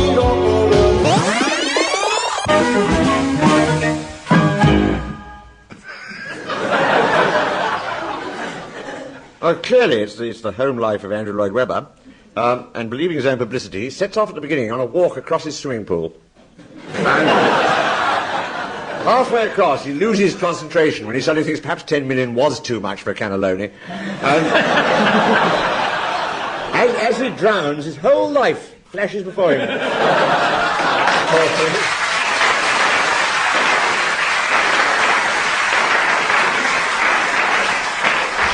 I think that was other people's lives flashing before him. It's now time to play the game called Mornington Crescent.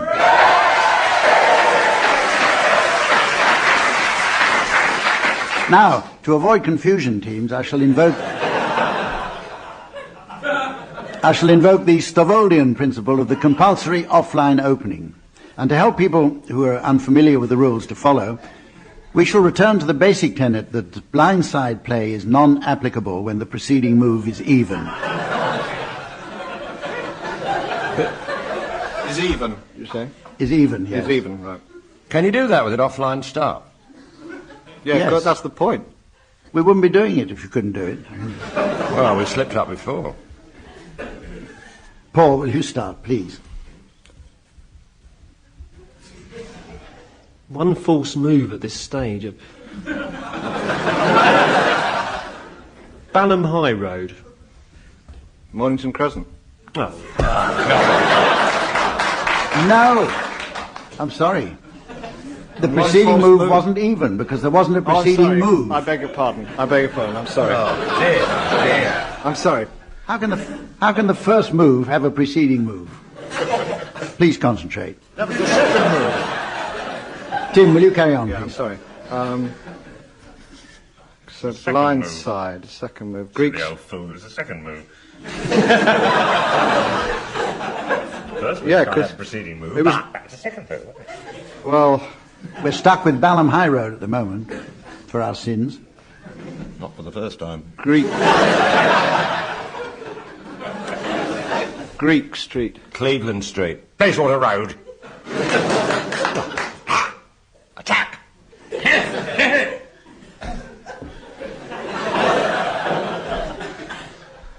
Irvine Street. Said you'd never played before. That's very clever. Beginner's luck, but... Hendon Way. Oh. Orange Street. Orange Street. What town are you in? Haymarket. Oh, Haymarket. Not a million miles from here. Orange Street. Where are we? Alley. I suppose you can if it's blindside, yeah. Charing Cross Road. Great Cumberland Street.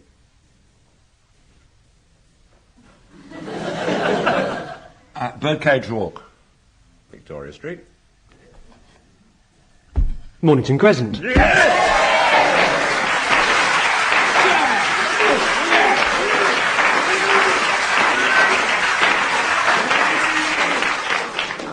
I've just seen this bit that I read out at the beginning about the Stavoldian principle of the compulsory offline opening. Paul, your opening, I'm afraid, wasn't offline, and therefore that game's cancelled out.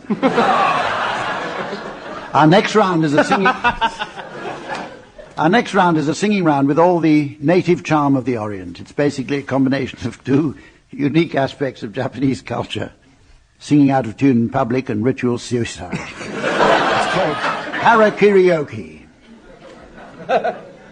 I'm going to ask teams to sing a duet together while accompanied by Colin Sell on the piano. However, while singing this song, they'll be wearing headphones in which music or speech will be played as a distraction. The aim of the game is to stay in tune as much as possible. Continue over. Oh, no, it's not over. Paul and Barry, I'd like you to start by singing What Kind of Fool Am I? And this is what you'll be listening to in your headphones.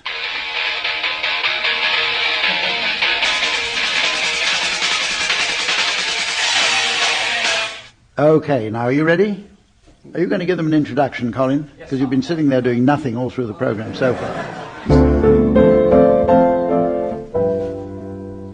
What kind of fool am I who never fell in love? It seems that I'm the only one that I've been thinking of. What kind of man is this? An empty shell. I'll only tell it which an empty heart a spell. What kind of lips are these? Life with every kiss that whispered empty words of love and left me alone like this. Why can't I fall in love like any other man and make me jealous of what kind of fool I am?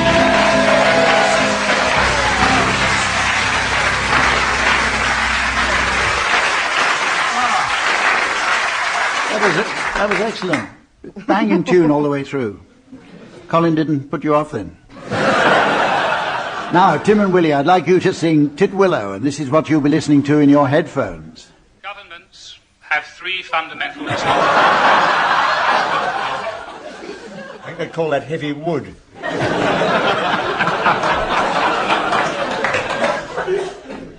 Right, Colin? Sorry? I have my earphones on. Oh. On a tree by a river, a little tomtit sang willow, titwillow, titwillow. And I said to him, Dicky bird, why do you sit singing willow, titwillow, titwillow? And as we pursue them, the great principle or rather thunder, from the bird inside,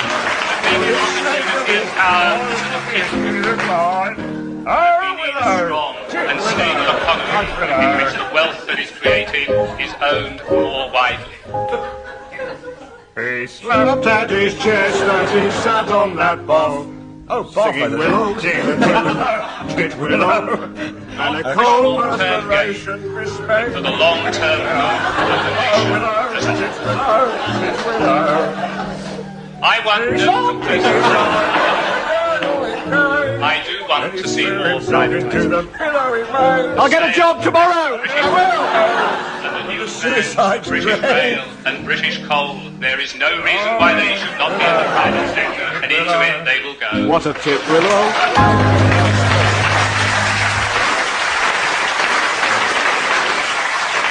Well, Tim and Willie would have won that one if they hadn't unaccountably fallen asleep. It's almost it for this week, but before we go, I think we'll just find time for a bracing round of Fisherman's Film Club. Teams, I'd like you to suggest some films of suitable viewing for an audience of fishermen. And Barry, you can start. Piranha de Bergerac. The Carpetbaggers.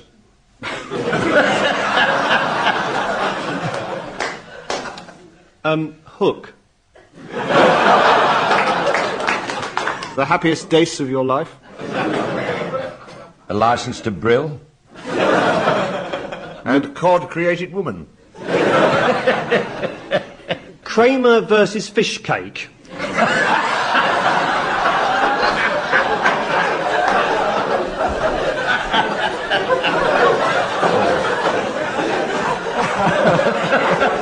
Good movie. The Clambusters. The Greatest Skate. Oh, Kiss Me Skate. Or Bring Me the Haddock of Alfredo Garcia. Catch 22. Last Turbot in Paris. A Midsummer Night's Dream. Stage Roach. A Star is Spawn.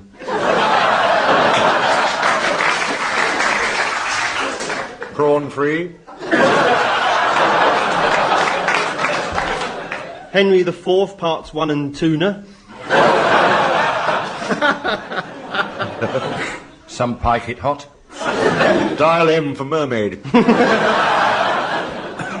Steve McQueen in Mullet.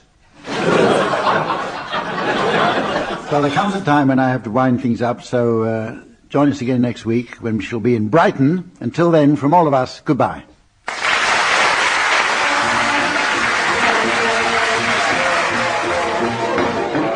Tim Brooke-Taylor, Barry Cryer, Paul Merton and Willie Rushton were being given silly things to do by Humphrey Lyttelton, with Colin Sell setting some of them to music. The programme was produced by John Naismith.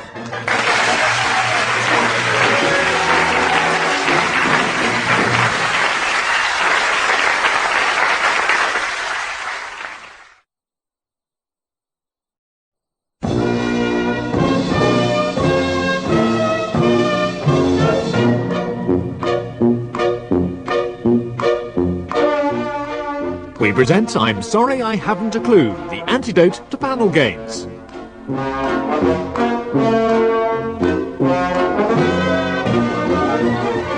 At the piano is Colin Sell, and your chairman is Humphrey Lyttelton.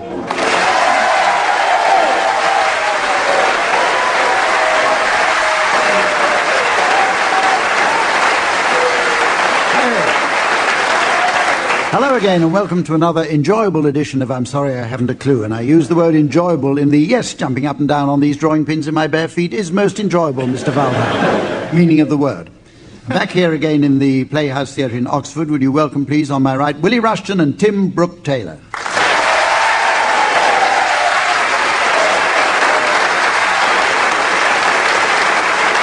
On my left, Barry Cryer and Graeme Garden.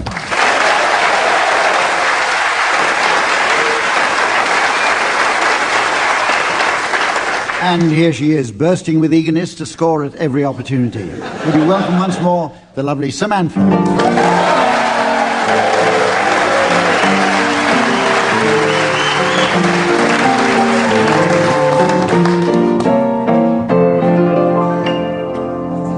Do you mind? No. It was horrible. We'll start off with a round entitled, that's if Colin Sell allows us, we'll start off with a round entitled, well, I mean, barging in there. He's not even meant to play there. We'll start... Just supporting Samantha, Humphrey.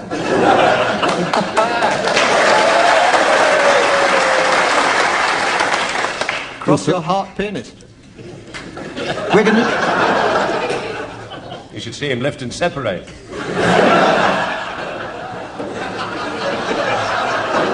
We're going to start off with a round entitled Celebrity Misquotes. In this round, teams, I'd like you please to come up with some remarks that famous people, alive or dead, would never have said. Barry, would you start, please? Bernard Manning. Luxury item, Sue. The collected works of Ezra Pound.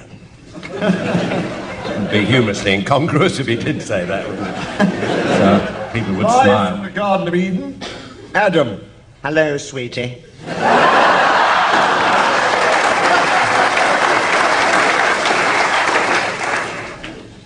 The Pope. You all right for the weekend, sir?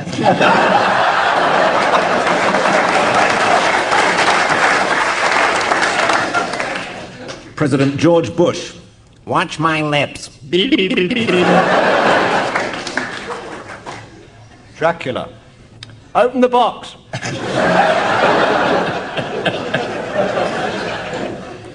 John Prescott, MP. I'm saying nothing.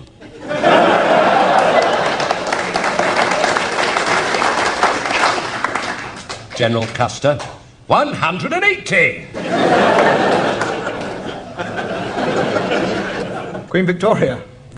Bernard Manning. Now he does amuse us. Or Edward Heath. That Margaret Roberts, she looks a bit useful.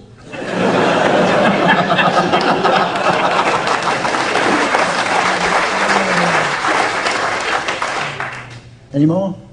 Okay, we'll go on to the next round. It's time for a round called Pick Up Song. In this round, Samantha and I will play in some popular discs on my gramophone to which you should sing along, teams. At a completely random point, the sound will disappear, and if on its return you're within a dotted crotchet of the original, I'll be awarding points. And points mean prizes. What do points mean?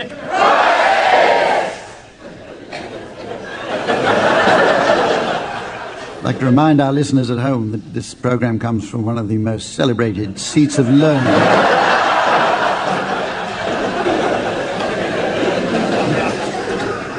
This week's prize is a solid foam rubber doorstop. Now, Willie, you're going to start. Will you accompany Frankie Lane singing Rawhide?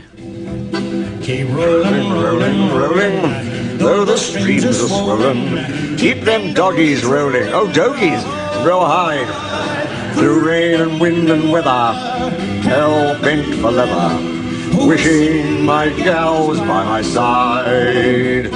All the things I'm missing, good victuals, loving, kissing, are waiting at the end of my ride. Move 'em on, head 'em up, move 'em on, head 'em up, rawhide. Head 'em up, rawhide. Oh.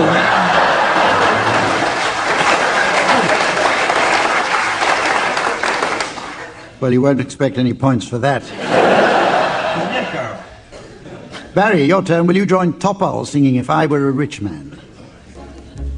If I were a rich man, all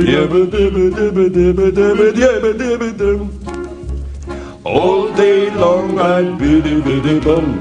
If I were a wealthy man, You wouldn't have to work hard. If I were a bitty rich diddle man, I'd bid for what? Bill.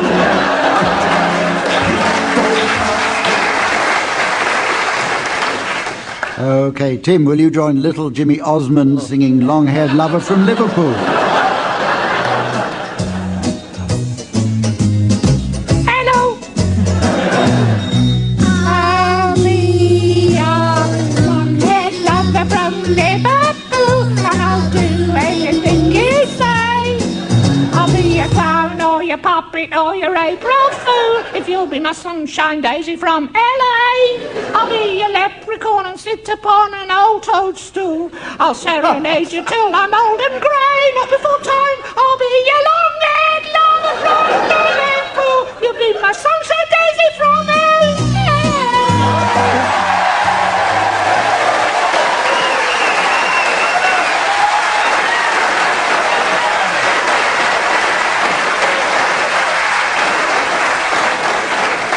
Just a tiny bit ashamed I got that one right. That was excellent.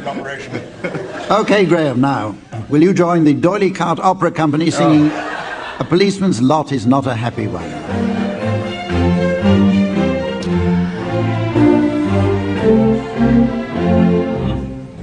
When a felon's not engaged in his employment, or maturing his felonious little plans, his capacity for innocent enjoyment is just as great as any honest man's. Our feelings we with difficulty smother, and constabulary duties to be done. I'll take one consideration with another. A policeman's lot is not a happy one.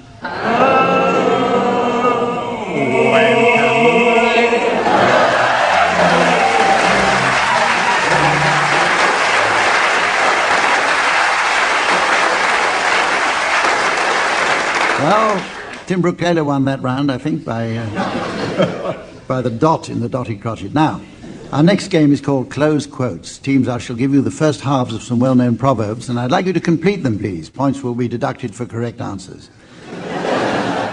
Tim, you're going to start this one, flushed with success. Pride comes before Pride comes before of lions.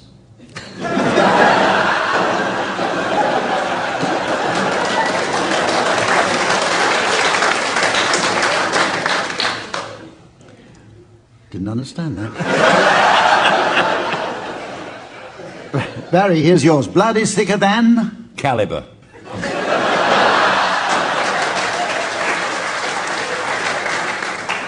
Say Canada. Caliber. Oh, Caliber. Is it Canada? That's quite true. That. Okay. Graham, now. Brevity is the soul of? Canada. Yeah, that's all, yeah. Brevity is the soul of.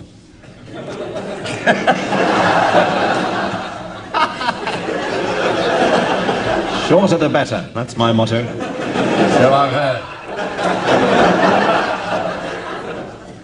Well, I'll keep plugging away. Willie. Oh, no, I'm still with you. If the mountain will not come to Muhammad, They'll probably slap a fatwa on it.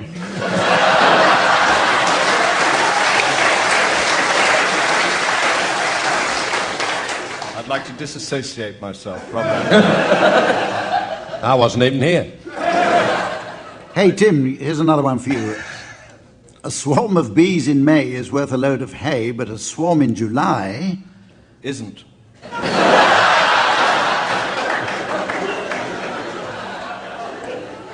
Barry, will you complete Too Many Cooks? On television.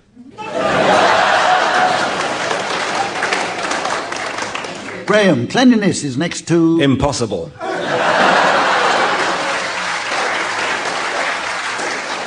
And finally, Willie, Rome was not built in... Norway.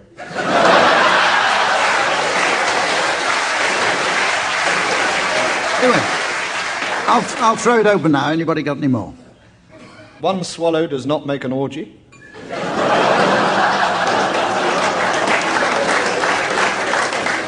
There's no smoke without flatulence.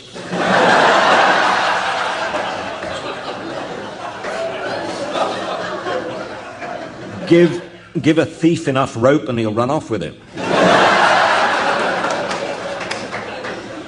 When the cat's away, the mice will use the flap.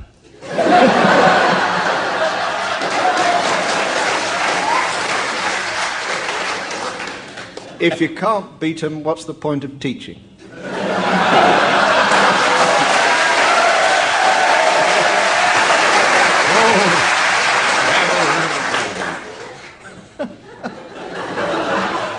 Okay, any more?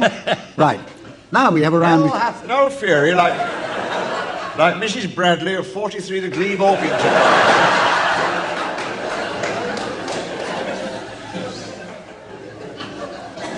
Well, whether you like it or not, we're going on to play a game which is based on the television programme Through the Keyhole. In this programme, as you know, Lloyd Grossman gets invited into the delightful homes of mystery celebrities. Precisely why is something of a mystery to me. In our version of this programme, I shall ask each team to enter one of two mystery cubicles, each specially furnished to resemble precisely the homes of famous persons. While the pair in the cubicle describe what they see, the other pair should ask questions in order to find out whose room it is. Uncanny, that, wasn't it? They have 1 minute to guess. Right now, Barry and Graeme, would you please venture into your cubicle, it says here. The answer's going up on the laser display board, while here for listeners at home is the mystery voice. Jason Donovan's flat. Jason Donovan's flat. Can you hear me, Barry and Graeme? No. Right, will you start describing, please? Well, it's very, very masculine. No, it's a real man's flat. That's real man's, but very butch and manly. So what's this bottle here? Rambo lemon juice and a comb. What's that all about? Lots of pin-up photographs of girls. Oh, there's a signed one here from Kylie. Oh. These maps here. Oh, look, it's where he's been on holidays, all his cards and everything. Definitely prefers Adelaide to Sydney. You can see here.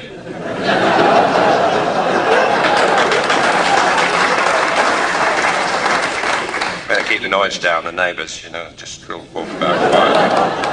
There's the Schwarzenegger book of chat-up lines here. Is this I can never remember his name. Is it, Jason, yes, I am Butch Donovan? Yes.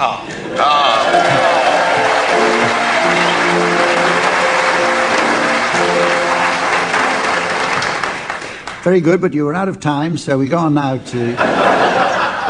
Willie and Tim, will you please enter your mystery cubicle? While the answer goes up on the digital display, and here again is the mystery voice for listeners at home. Number 11 Downing Street, the home of Norman Lamont. Number 11 Downing Street, the home of Norman Lamont. Are you there, Willie and Tim? We are here. It's like being in a tank here. Are you there? Shall I be the first fish? Do you know how to drive this thing? We're here, Hump. Okay, start describing, please.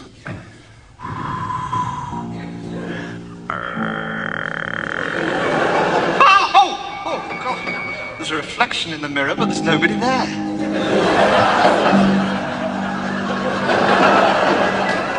I'm in the bedroom. Well, let's look in the closet. Oh, this could be moss brass. There must be at least 100 sets of white tie and tails. And enormous toothbrushes. I'm now in the kitchen. Whoever cooks in this kitchen is mad about tomato ketchup.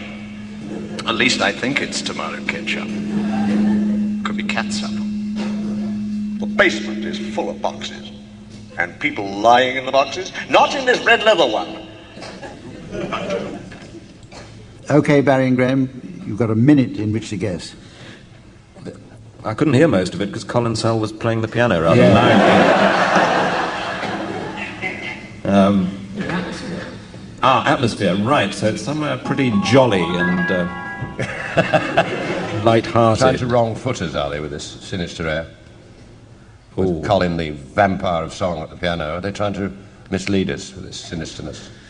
No reflection in the mirror was said early on, wasn't it? That's right. Could be John Major. Could be, yes. Oh. Close. Because Polaroids of him take 2 days to come out.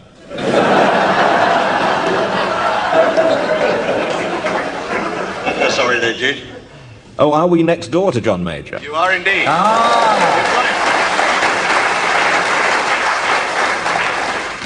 In the Badger's set.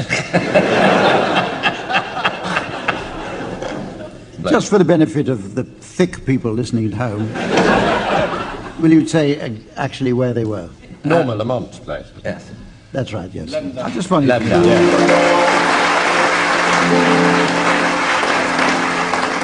That applause was from one or two fairly thick people in this audience. Right, teams, it's now time for a round of limericks. As usual, I shall provide the first lines, and I'd like you to complete them, taking one line each. Graeme, we're going to start with you. A Welshman who ate some carefilly said, I love Wales because it's so hilly. The girls in the valley are ever so pally. They shout, show us yet, don't be so silly.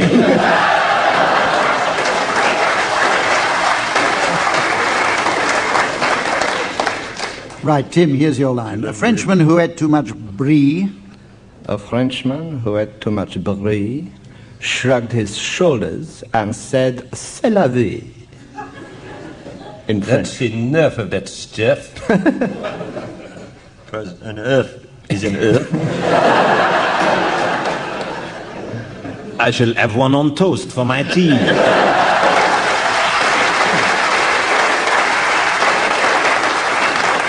Okay, Barry. An Italian who loved Parmesan. An Italian who loved Parmesan broke wind in the back of his van.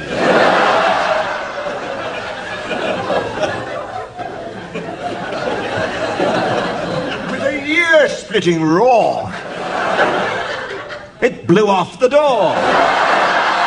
And it's Arrivederci Milan.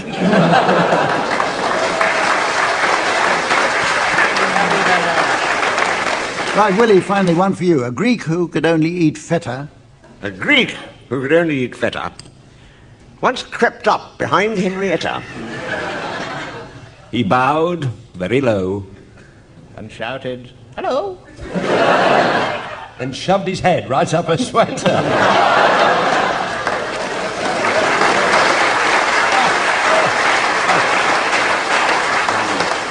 Okay, now it's time... Excuse me. Now it's time to play the game called Mornington Crescent. And this time, teams, we'll be playing Mortimer's Conversion. Straddling is, of course, optional.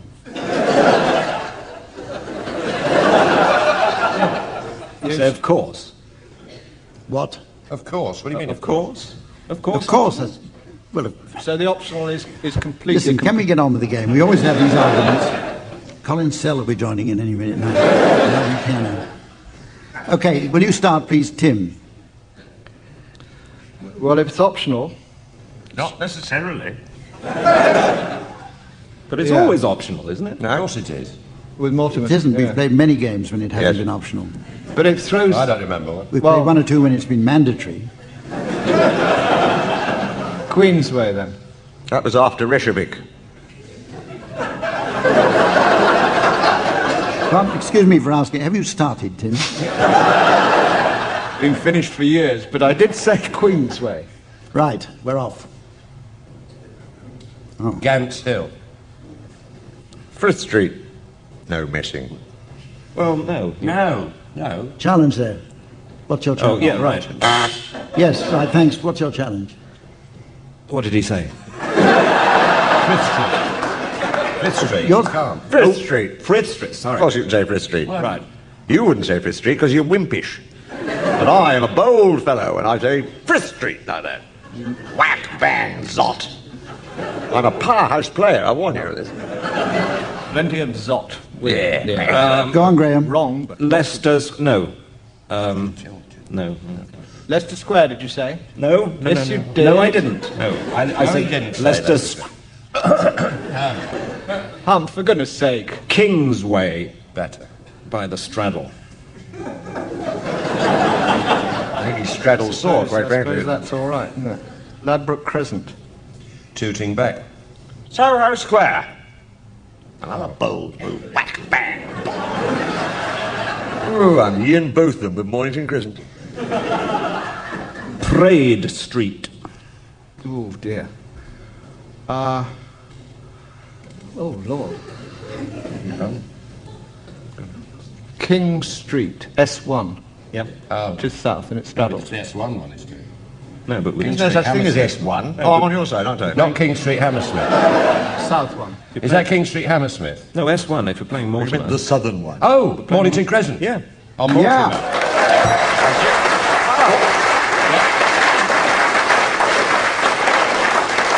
You see, you should have watched out for that straddle. I'm very That was a straddle. It was Dutchman's optional. nephew. Okay, our next round is entitled Singing Relay, in which teams, I'd like you please to sing a well-known song, but taking alternate words between you. You'll be accompanied by Colin Sell on the piano. Incidentally, new listeners to the programme may be interested to know that Colin Sell was a member of several pop groups in the 60s and 70s, some of which became quite well known after he'd left them. There was Colin and Garfunkel, Dave, Dee, Dozy, Beaky, Mick, Titch and Colin, the Electric Light Piano, and perhaps most interestingly, the Jackson 6.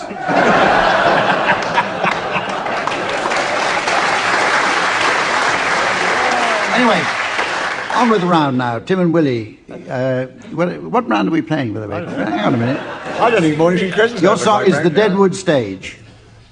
What do they have to do, Hump? Pray tell. What? Years ago I said a singing relay in which teams, I'd like you please to sing a well-known song, but taking alternate words between you. You'll be accompanied by Colin Sell on the piano, and I don't want to have to say that again. Tell me, I've forgotten what it was you said. All right, go on. The Deadwood stage is rolling on over the place. With the curtains flapping and the driver slapping the reins. Beautiful sky, wonderful day. Whip, crack, away, whip, away, whip, crack, away. Oh, the Deadwood stages are heading over the hills, where the engine arrows are thicker than concrete. Dangerous land, no time to delay. Whip, crack, away, whip, crack, away, whip, crack, away.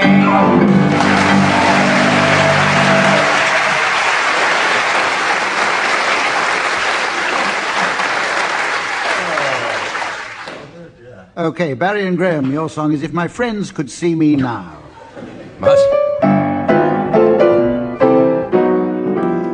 If they could see me now, my little dusty group, traipsing round this $1 million chicken coop, I'd hear those thrift shop cats say, brother, get her draped on a bedspread made from 3 kinds of fur. All I can say is wow, wait till the riff and rev see just exactly how he signed this autograph. What a build up! Holy cow, they'd never believe it if my friends could see me now.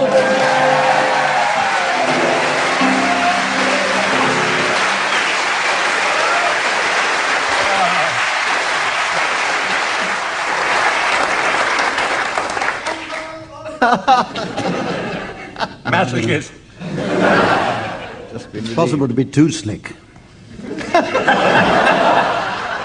Anyway, that's nearly all for this week. It's just time, I think, for a swift round of Ornithologist Film Club. Teams, I'd like you please to suggest some films likely to be popular with an audience of birdwatchers. And Barry, we're going to start with you. The Outlaw Josie Quails. 9.5 Beaks.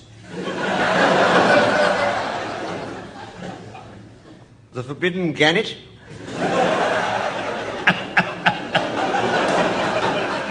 All Quiet on the Crested Grebe. Dan Quayle in Cuckoo's Talking. Sean Canary in License to Trill.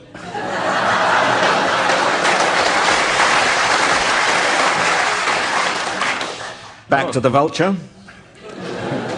There's a gull in my soup. Turn of the screw.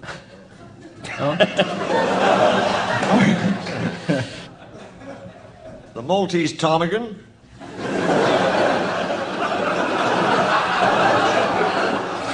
Duck Tracy. Moby Tit.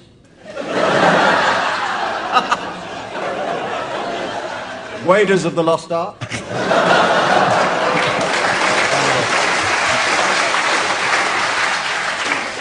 The sound of e-music.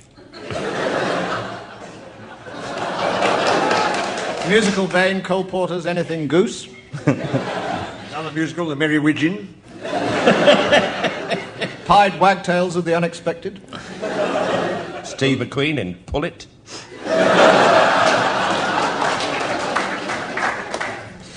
Hudson Hawk. That was a real turkey. Oh, what a lovely warbler. The last of the Red Hot Plovers. Nightjar on Elm Street. My Left Coot. And anything starring Joan Collins. Apparently she's seen a cockatoo.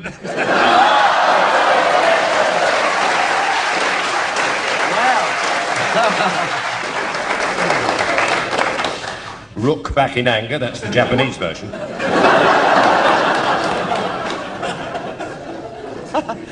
The Threatening Osprey.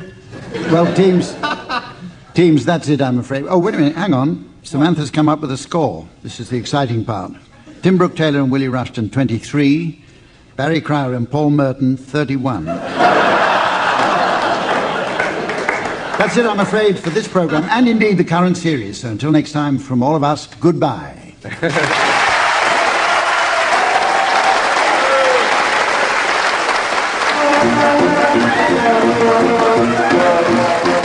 Tim Brooke-Taylor, Barry Cryer, Graeme Garden and Willie Rushton were being given Silly Things to Do by Humphrey Lyttelton, with Colin Sell setting some of them to music. The programme was produced by John Naismith.